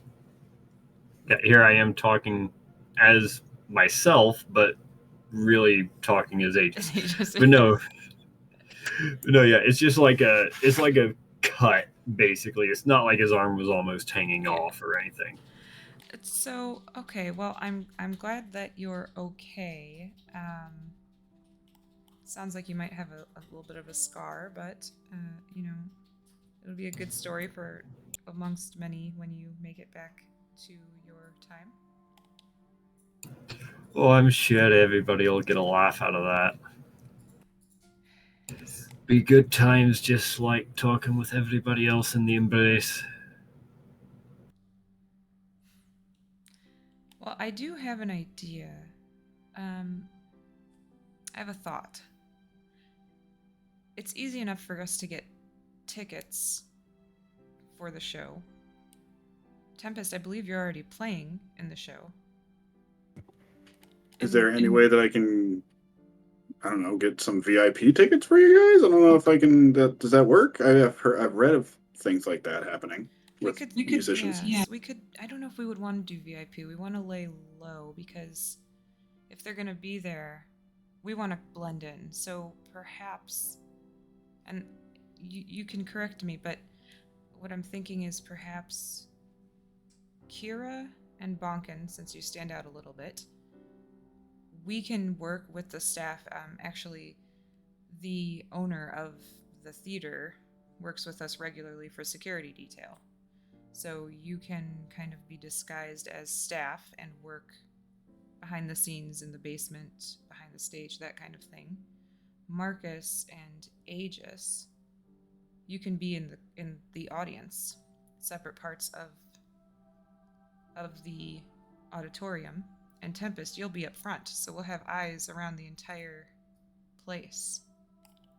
That's not a bad idea. Marcus points at Kira. I can wear my cloak and nobody would be able to see my armor. I can even put the hood up and it would hide me completely. Now that's smart thinking. Because this... I could also, if you'd prefer to just be invisible, that might work instead. And she like subconsciously like holds it a little bit closer. We can provide cover for. See, that'll be even better. The commander, I'm sure, would have access to far better disguises. Oh, you know what? You're probably right. Yes, yeah, sure. So what? So she drinks her coffee. She drains like half of it. You're never getting that back. So. Sorry, I hate to interrupt, but my Wi-Fi cut out as Marcus was talking about his cloak. Don't mind repeating that. I'm sorry. He said, oh, yes. He points at Kira and says, I could just take my cloak and throw it over my armor and pull the hood up and I'd be perfectly hidden in the audience. And she did not like that answer. Came up with any other reason rather than giving it back. She said she could make him invisible. Mr. Marcus, it's kind of rude to take a gift from a lady. So we'll provide costumes. Especially if she kind of views it a bit personally. No, that was a very comforting gift for her. The Golden Commander's eyes are darting from Kira to Marcus suddenly. Yeah, Marcus seeing that, Bonkin will like wink at her. She's gonna get back to his Marcus is definitely, yeah. She's gonna start like fumbling at the clasp a little bit. Did you actually? That was probably rude of me. Did you want it back? I mean, it's not. So the armor is actually heated, so I don't need it now. I was just saying for the sake of masquerading, but you're not clothed like I am, so that's no. You go ahead and that's fine. You two are adorable. Yep. So Tempest will be in the front playing music, and we'll have a view of the entire audience. We can put Marcus kind of toward the middle and front on one side and Aegis toward the middle and back on the other, so that we've got eyes across the entire audience plus the stage. So I just I think I'm a little concerned now. Am I bait? No. Am I being bait? So No. you are going to be up there playing already. Actually, well, yeah, but they're being drawn because I'm playing. So I'm bait. Right? Don't worry, Mr. Tempest. If anything happens on the right day. I can throw the shields above you, Master Tempest, if it comes down to it. You can do what? I can create the shields, the energy shields around you. You could be completely immune to anything. And I can also go ahead and throw a little protection from my side. Anybody try to attack you, they gotta think twice about it. We'll Okay. only change me good. Sounds better. Yeah, I suppose. Or Golden Commander, even more than that, would it be necessary to utilize Master Tempest as bait? Are there not multiple performances throughout the festival? Do you think we can just keep him in the crowd with us so that he's not at risk? Well, I'm not the only one playing anyway, right? I'm part of an Correct. ensemble, right? There will be an entire ensemble there, and Tim, actually, you can play flute because I know that you know how to do that. And the nice thing about that is, since you're already playing music, if something needs to be done like this, you're the one to do it. If you're not comfortable with this plan, Tempest, we can change it. No, it's fine. It's a good plan. It's a good plan. The intention was not to make you bait, but I can certainly see how it would feel that way. Tempest, don't think of it as being bait, because that's not what any of us want. Think of it as you're on stage, getting to perform the soundtrack to whatever fight we're having outside. That's true. You son of a bitch, I'm in. Plus, through your music, you can manipulate magic anyways, can't you? Exactly You probably my have the point. best vantage point in the entire battlefield. You are the master of puppets. That's a great song, by the way. I was on the Golden Commanders playlist. That's true. That is a good song. Man. Oh yeah, speaking of, why is your playlist so very screamy? It's motivation for training. Honestly, it kind of keeps me in the zone when I need to. See? What did I tell you, Bonkin? Get the adrenaline pumping.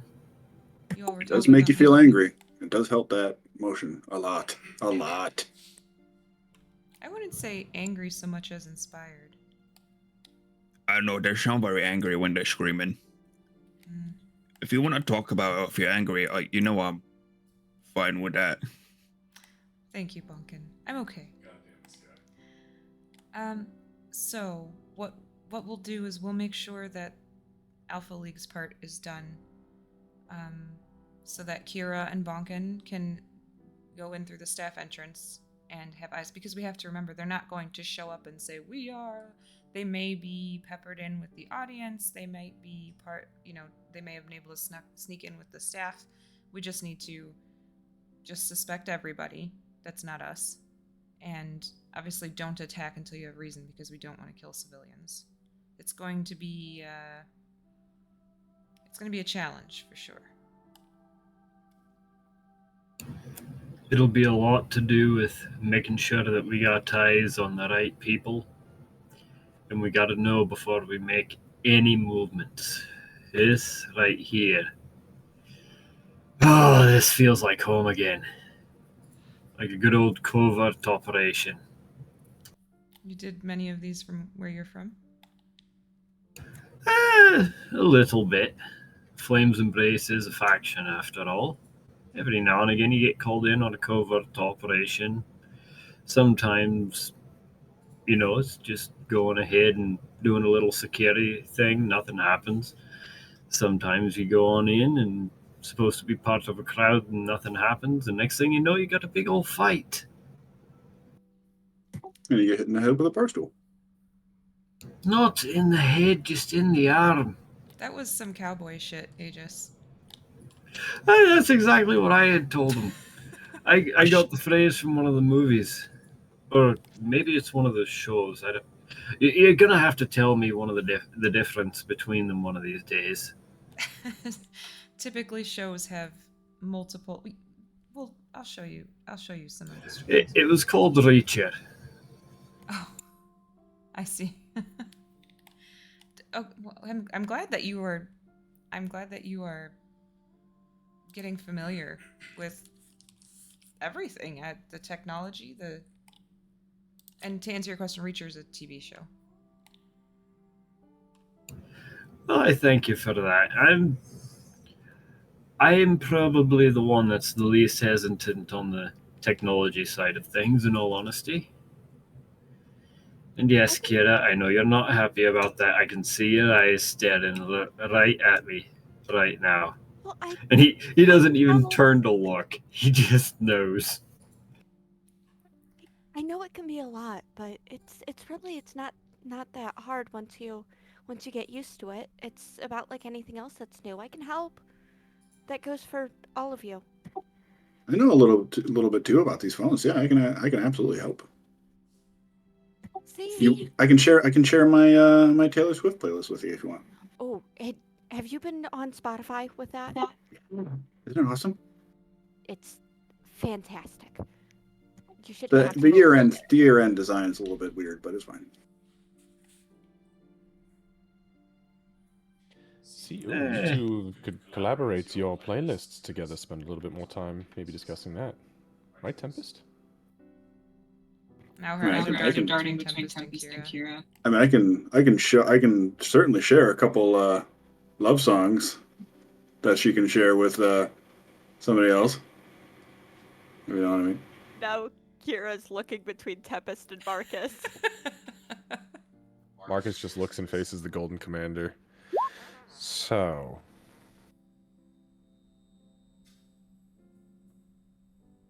we've got a week until this thing happens. What do we need to do in the meantime? I would say just really talk through the plan, solidify it. Like I said, I'll get the tickets for you and Aegis. Tempest is set. I'll make sure that the owner of the theater is aware that Kira and Bonkin will be staff for that night, obviously. And Min? And Min, yes. Min will be, we call them service animals here. She's going to have to wear a vest, but it shouldn't be an issue. She's already got her saddlebags. I just spit all over my keyboard. Happy to help. Those can go over the vest, but if she doesn't have the vest on, it doesn't sell. Yeah. I will need to see designs. Unless you have one already that would fit her. You're gonna hate it. Why?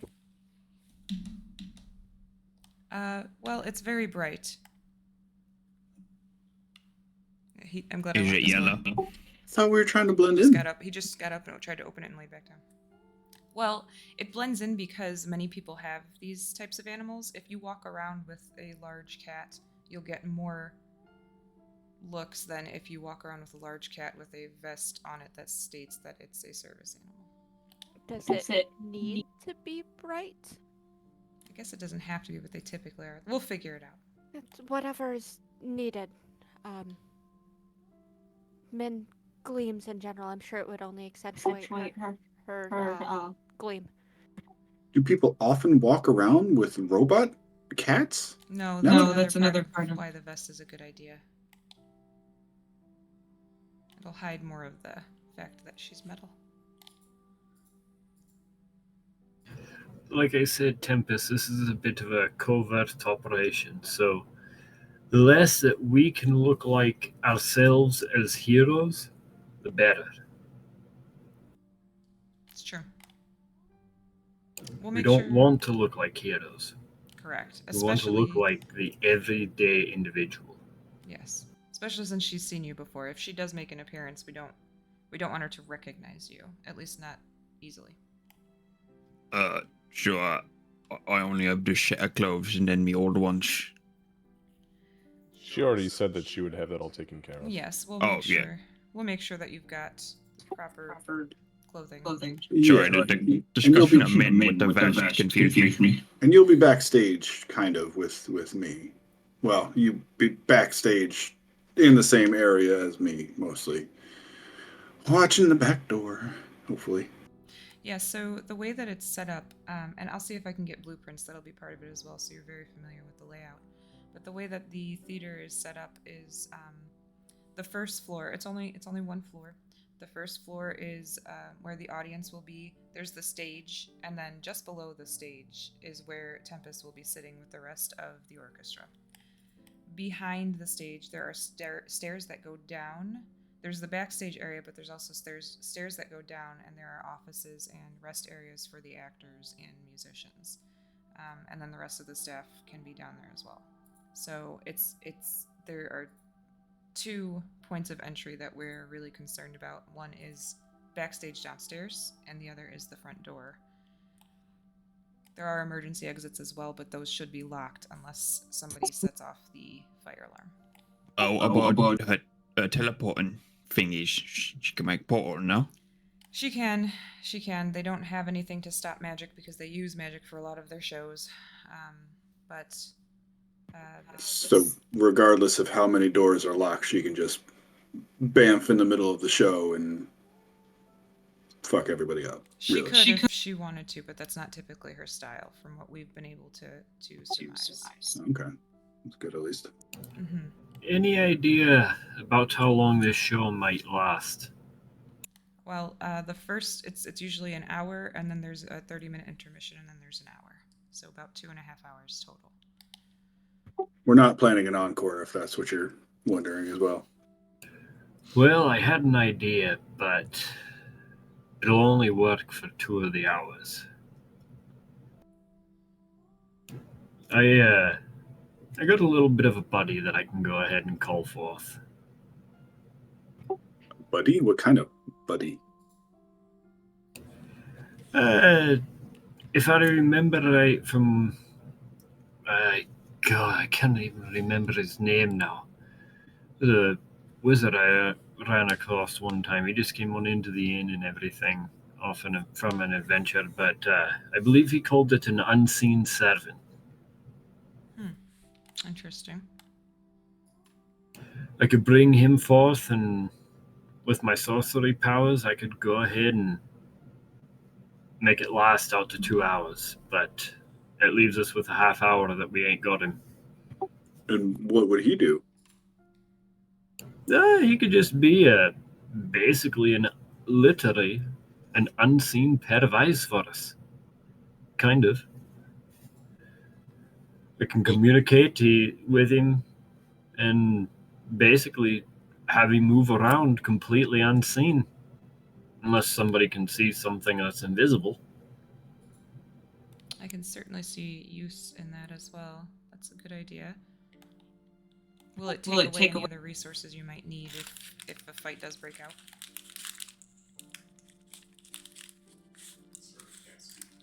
I need to check a feature for that because that's innkeeper magic. And can you talk to your servant, like from distances, or do you have to be near them?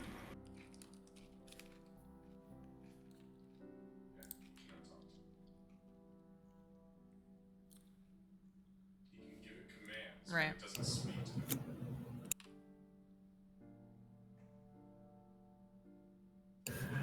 So I'd have to keep it in a decent range, but nothing I don't think would be too far away, considering we'll be in an enclosed room, basically. I got about 60 feet before things start really getting dicey about it. Okay. As far as resources, I don't think it should. Okay. Well, we'll consider everything. All possible options we can talk about over the next week or so. Obviously, we'll try to. The world's not going to stop, so we may have to deal with more in between. However, it's just good practice for everybody to work together anyway. So, this was great, Aegis. This was. I'll be honest, I was a little iffy about your plan, a little nervous about it, but I'm glad that something came out of it. This is very good information. And at worst, if she doesn't show up and it was false, at least everybody gets to enjoy the show.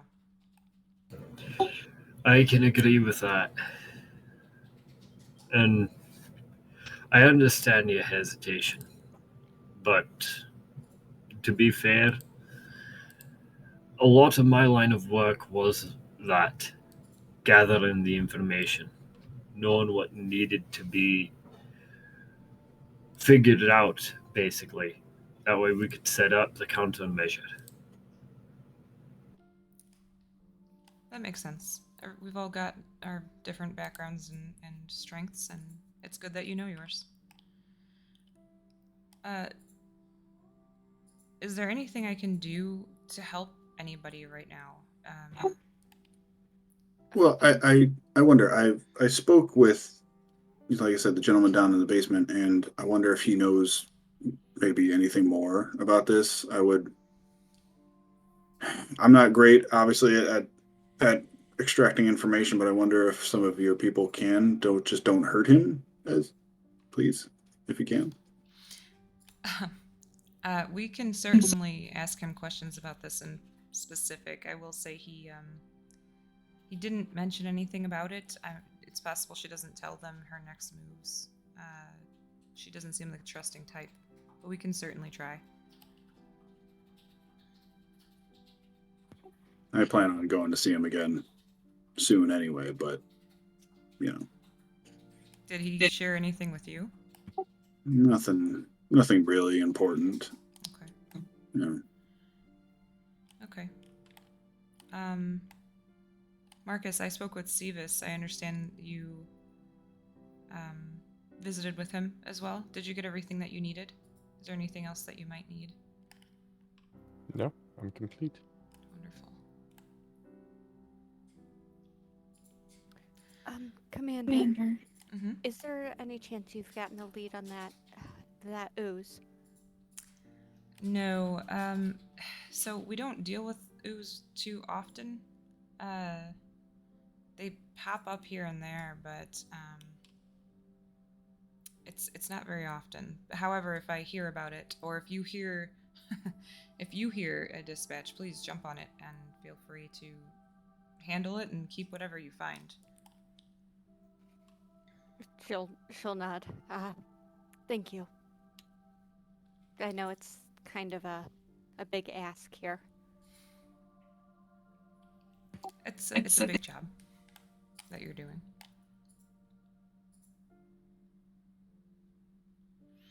Okay, well, there was something else I did need to speak with you all about. So I don't mean to be insulting in any way, but in your time, did you have to pay for where you live and pay for? We call them bills? You have to Taxes? pay your tab at the Mm. inn. Yeah, my father paid taxes. I had to Board, food. pay for me renewing on me fishing license. Okay, so you're familiar with the recurring costs of things. So the way that it works now, there are bills that have to get paid, and you are all welcome to stay here. However, I have to try to keep things fair and consistent so that those who've been serving Alpha League for a long time don't get jealous. So for the first 30 days here, we are covering everything because you came from nothing. But we will continue to pay you if you continue to go out. But at some point, there's just going to be a small amount, like a small fee for staying here, having the food and that kind of thing. And how Okay, much would what this do we owe? fee be? Nothing yet. And when we get to that point, but like the phones, you know, they're minimal cost, but they cost, and everything is. It's not going to be as expensive as if you're out on your own. But I just wanted to make sure you're aware there will be kind of a bill at the end of the month. Okay, how much? I need to know how much I need to save. I will get that answer to you. I have our finance people doing that for sure, but it's not going to be very much, and it's usually per person. So I would say at most probably 25 gold per person. I don't expect it to be very much, but that's for the My entire goodness. month. Not very much. That's extravagant. 25 gold for a month. That would feed a peasant family where we're from for a year and a half. Yeah, there's been quite a few years between then and now for inflation. But I will make sure that you are getting paid, so that way you have money to pay. Like I said, it's more for show than anything. We have a lot of people who've been living here for and working for us for a long time who have to pay more than that. But Just get us a number. We'll do. I'll get you an exact number. But it won't be until the end of January. Right, thank you. Absolutely. All right. So if there's nothing else that I can do for you right now, and she sort You of should like probably finish the omelet. That yeah, she Mr. picks H up cooked. the plate and she says, if it's all right, I'll bring the plate back. I do have to run off, but I wanted to, well, first talk with you all. I just felt compelled to come in here, and then give you a chance to kind of think things through. If I think of anything, I'll be sure to let you know. How are you doing with your phones? I can tell that Marcus is, you got it on. Siva said you put it in your visor, the controls. Yes. It's working well. Yes. Excellent. Yeah, it's working great for me so far. Thank you. Good. I can turn mine on now, I guess. I'm glad to hear it, Pumpkin. Discovered all the smiley faces. Oh, yes, you found the emojis. Wonderful. Well, if there's anything that anyone needs, you know how to reach me. Some of you a little quicker than others, but I will be around as much as I can. And if I hear anything that solidifies this, I will be sure to let you know as well. And thank you, Thank you, Regis. Thank you, Commander. Appreciate it. Absolutely. She kind of looks around at the whole party again, like Marcus to Kira, Kira to Marcus, Kira to Tempest, and walks out. Bonkin, I think, will kind of follow her out. Okay. And I guess on the way he'll ask, we kind of, the waterman we fought the first time, he had like this trident. It looked real fancy. Mm-hmm. Do you maybe know where, I think we forgot it. Do you know where it might be? We could check the evidence locker. If the investigation team picked it up, it may be there. I know they said that the weaponry that they had wasn't the best. It wasn't, it looked like it was made of coral. I'm not sure if the trident was one of those items, but I could certainly check the evidence locker, and if it's there, I can let you know. All right, thank you. Also, Absolutely. are you sure you're all right? That music was kind of very loud. Oh, yeah. I'm fine. I listen to other things too. I listen to that when I'm training usually, but there's plenty of other kinds of music. You should look up Enya. Sorry, what? Maybe talk with Tempest. He'll know what to do. Right. Well, we're always here if you need something, and if you want to talk, well, I've already told you. Yes, thank you. And again, same to you. I do truly appreciate that. Thank you. Thank you. Have a safe trip. Thanks. Be careful. I'll try. And she takes the elevator. She listens to Enya when she's not raging out, right? Yeah. Both extremes. Nothing in between. Nothing in between. I think he'll walk back in and look at Tempest and go, The hell's an Enya? Oh, yeah, no, I listen to her when I want to go to sleep. Knocks you right the fuck out. So it's like sleeping music? Yeah, so it seems to me that people in this age have access to so much music, they tend to play to their moods, to their specific mood that they're feeling at any one moment, and it's amazing. It's just this little grenade, this little explosive device, man, it's amazing. It is amazing. It lets you. These things explode? Yeah, if you stab them, you throw it at people and they explode. But that's, in case of emergency. In case of emergency, stab phone. One of those scenarios. How did you find out about it? Oh, it probably came up in conversation when we were first talking about these phones. Don't stab it. You'll be fine. Don't stab it. Right. Maybe. Mostly. You're big. Yeah, I should be fine. I'm more worried about you and Master Aegis and Miss Kira and Mr. Marcus, even though he'll probably be fine too. We're gonna help each other. We're all gonna make it out.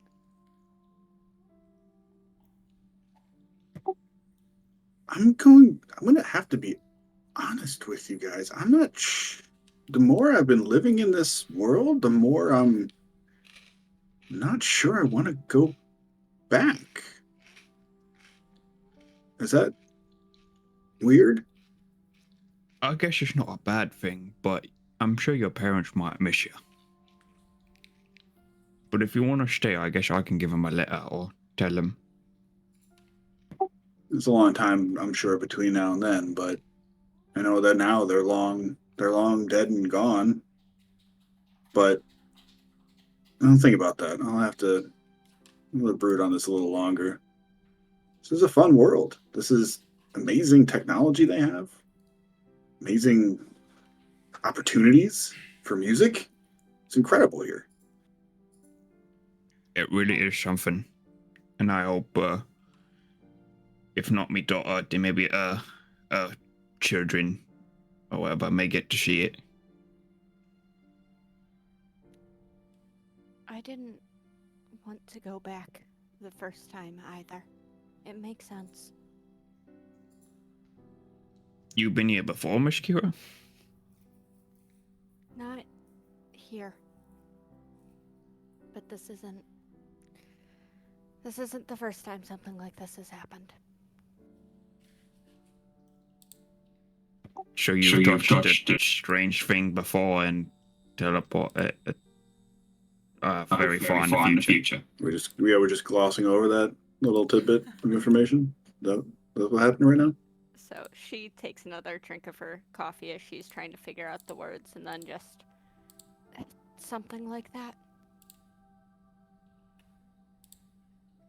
Right. So how did you get back?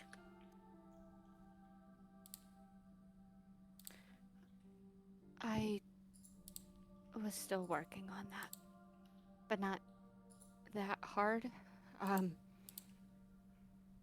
The world I ended up in was a lot kinder than the one I came from.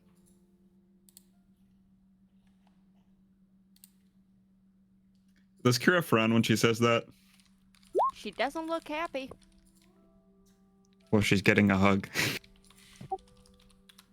Wait, was it our world that you landed in? So first to the hug, she completely tenses and freezes up, because she's not used to hugs. And then and as she does that, Min just growls from her spot by the snack room. What are you doing? It's hard. It's called a hug. It's a hug. Yeah, last time I saw you hug something, it died horribly. No, that was me grabbing it. It was also on fire more and angry. in a fiery blade tornado. Uh-huh. Please let me go, Bumpkin. Right. Sorry. Look, I know it's not easy. He'll let you go as he talks. I know it's not easy. Mr. Marcus himself seems to come from a place that's only taught him how to fight. He might not bother him, but I think that's a sad way to grow up. And I don't know what happened to you, but if there's anything I can do to help, or if you just want to talk about it, well, quite literally, you can see my smoke coming out. At some point, is that an artifact that creates that smoke? Oh, it's just pipe I have, and he'll pull it out. It helps me calm down after I get real angry. Also, when I miss me daughter, it helps me calm down as well. At some point, I would love to take a closer look at that. Yeah, sure. Not now, though. I kind of need it. No, not now. I have other things I'm finishing up, and I need to make sure that Marcus's weapons are still that they still align with his telepathic wavelengths, I suppose. But to answer your question, Tempest, yes. Oh, wow. Okay. So you're just bouncing from one world to another. You So she says something softly in Elven and then says in Common, I hope not.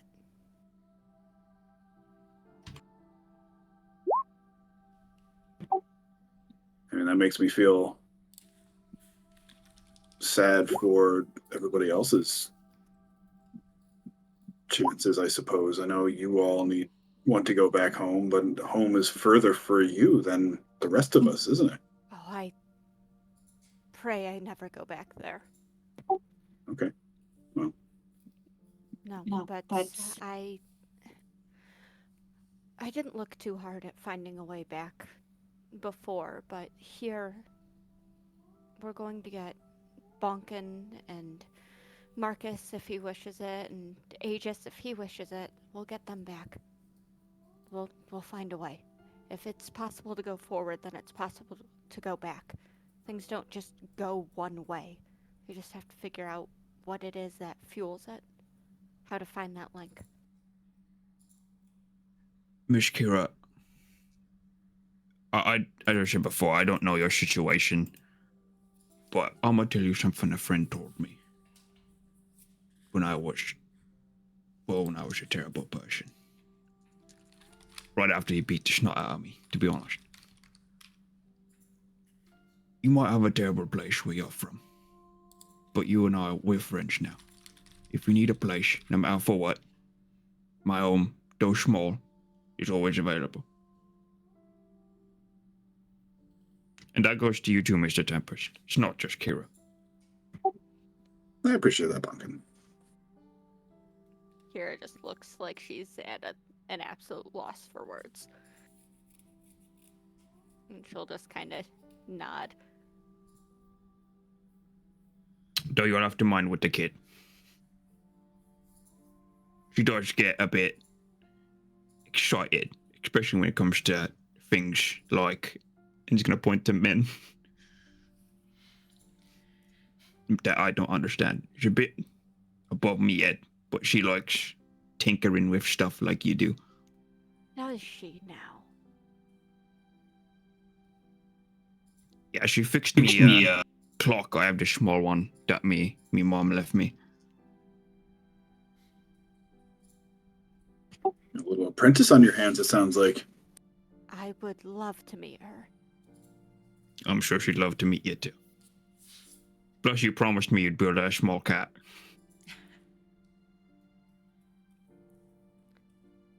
You know, for you and your family, Bunkin, I think I would be willing to try. Glad to hear it.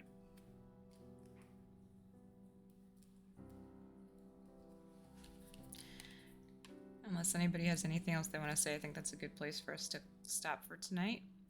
I knew. Yeah, I'll shut up. I knew it was gonna be roleplay heavy today because everybody's here and we had some downtime, so we'll end 4 minutes early. We didn't even make it entirely through breakfast in this session. I kind of love that. What I would be curious about if there is time is, and this might be a later thing, is what Marcus's reaction is to turning that thing on. Once he's the into it. blades. Yeah, it's gonna take a little while. Okay. I'm deeply curious. I've been waiting like 4 weeks for it. Yeah, so we'll pick up at this point next week. Yeah, I don't think I owe anybody anything now because Bonkin was able to chase down Leilna about the trident, so I think we're good there. Let me find somebody to raid for those in the stream. Thanks for listening to me yap for like way too long. That was good. I really roleplay. appreciate it to all of you. Good roleplay. Come on. Hex. Definitely a lot of much needed catch up time for the roleplay side, for sure. It's been a while for me. Can't believe y'all are making me eat vegetables. Like, this is rude. I was doing just fine on mixing it up between Cheetos and Doritos and off-brand chips. Like, I'm gonna start sneaking kale chips into your Doritos. she already eats veggie straws. What more do you want? She's playing Honestly, it's very Cyberpunk, so ironic we're gonna because go I, raid her. Lucy, do not eat any fruits or vegetables because my tongue hates it. And we will see you guys on Tuesday for. It's actually funny. Like after the whole Christmas and New Year's time, like that was Thank you like guys for 2 being weeks here. of nonstop like pies and cookies and all kinds of ridiculous candies and whatnot. And like the Monday after, or sorry, Tuesday, I guess, after like, you know, we get back from all the crazy shit. And I'm going to the grocery store and like I literally was like prancing through the produce aisle like a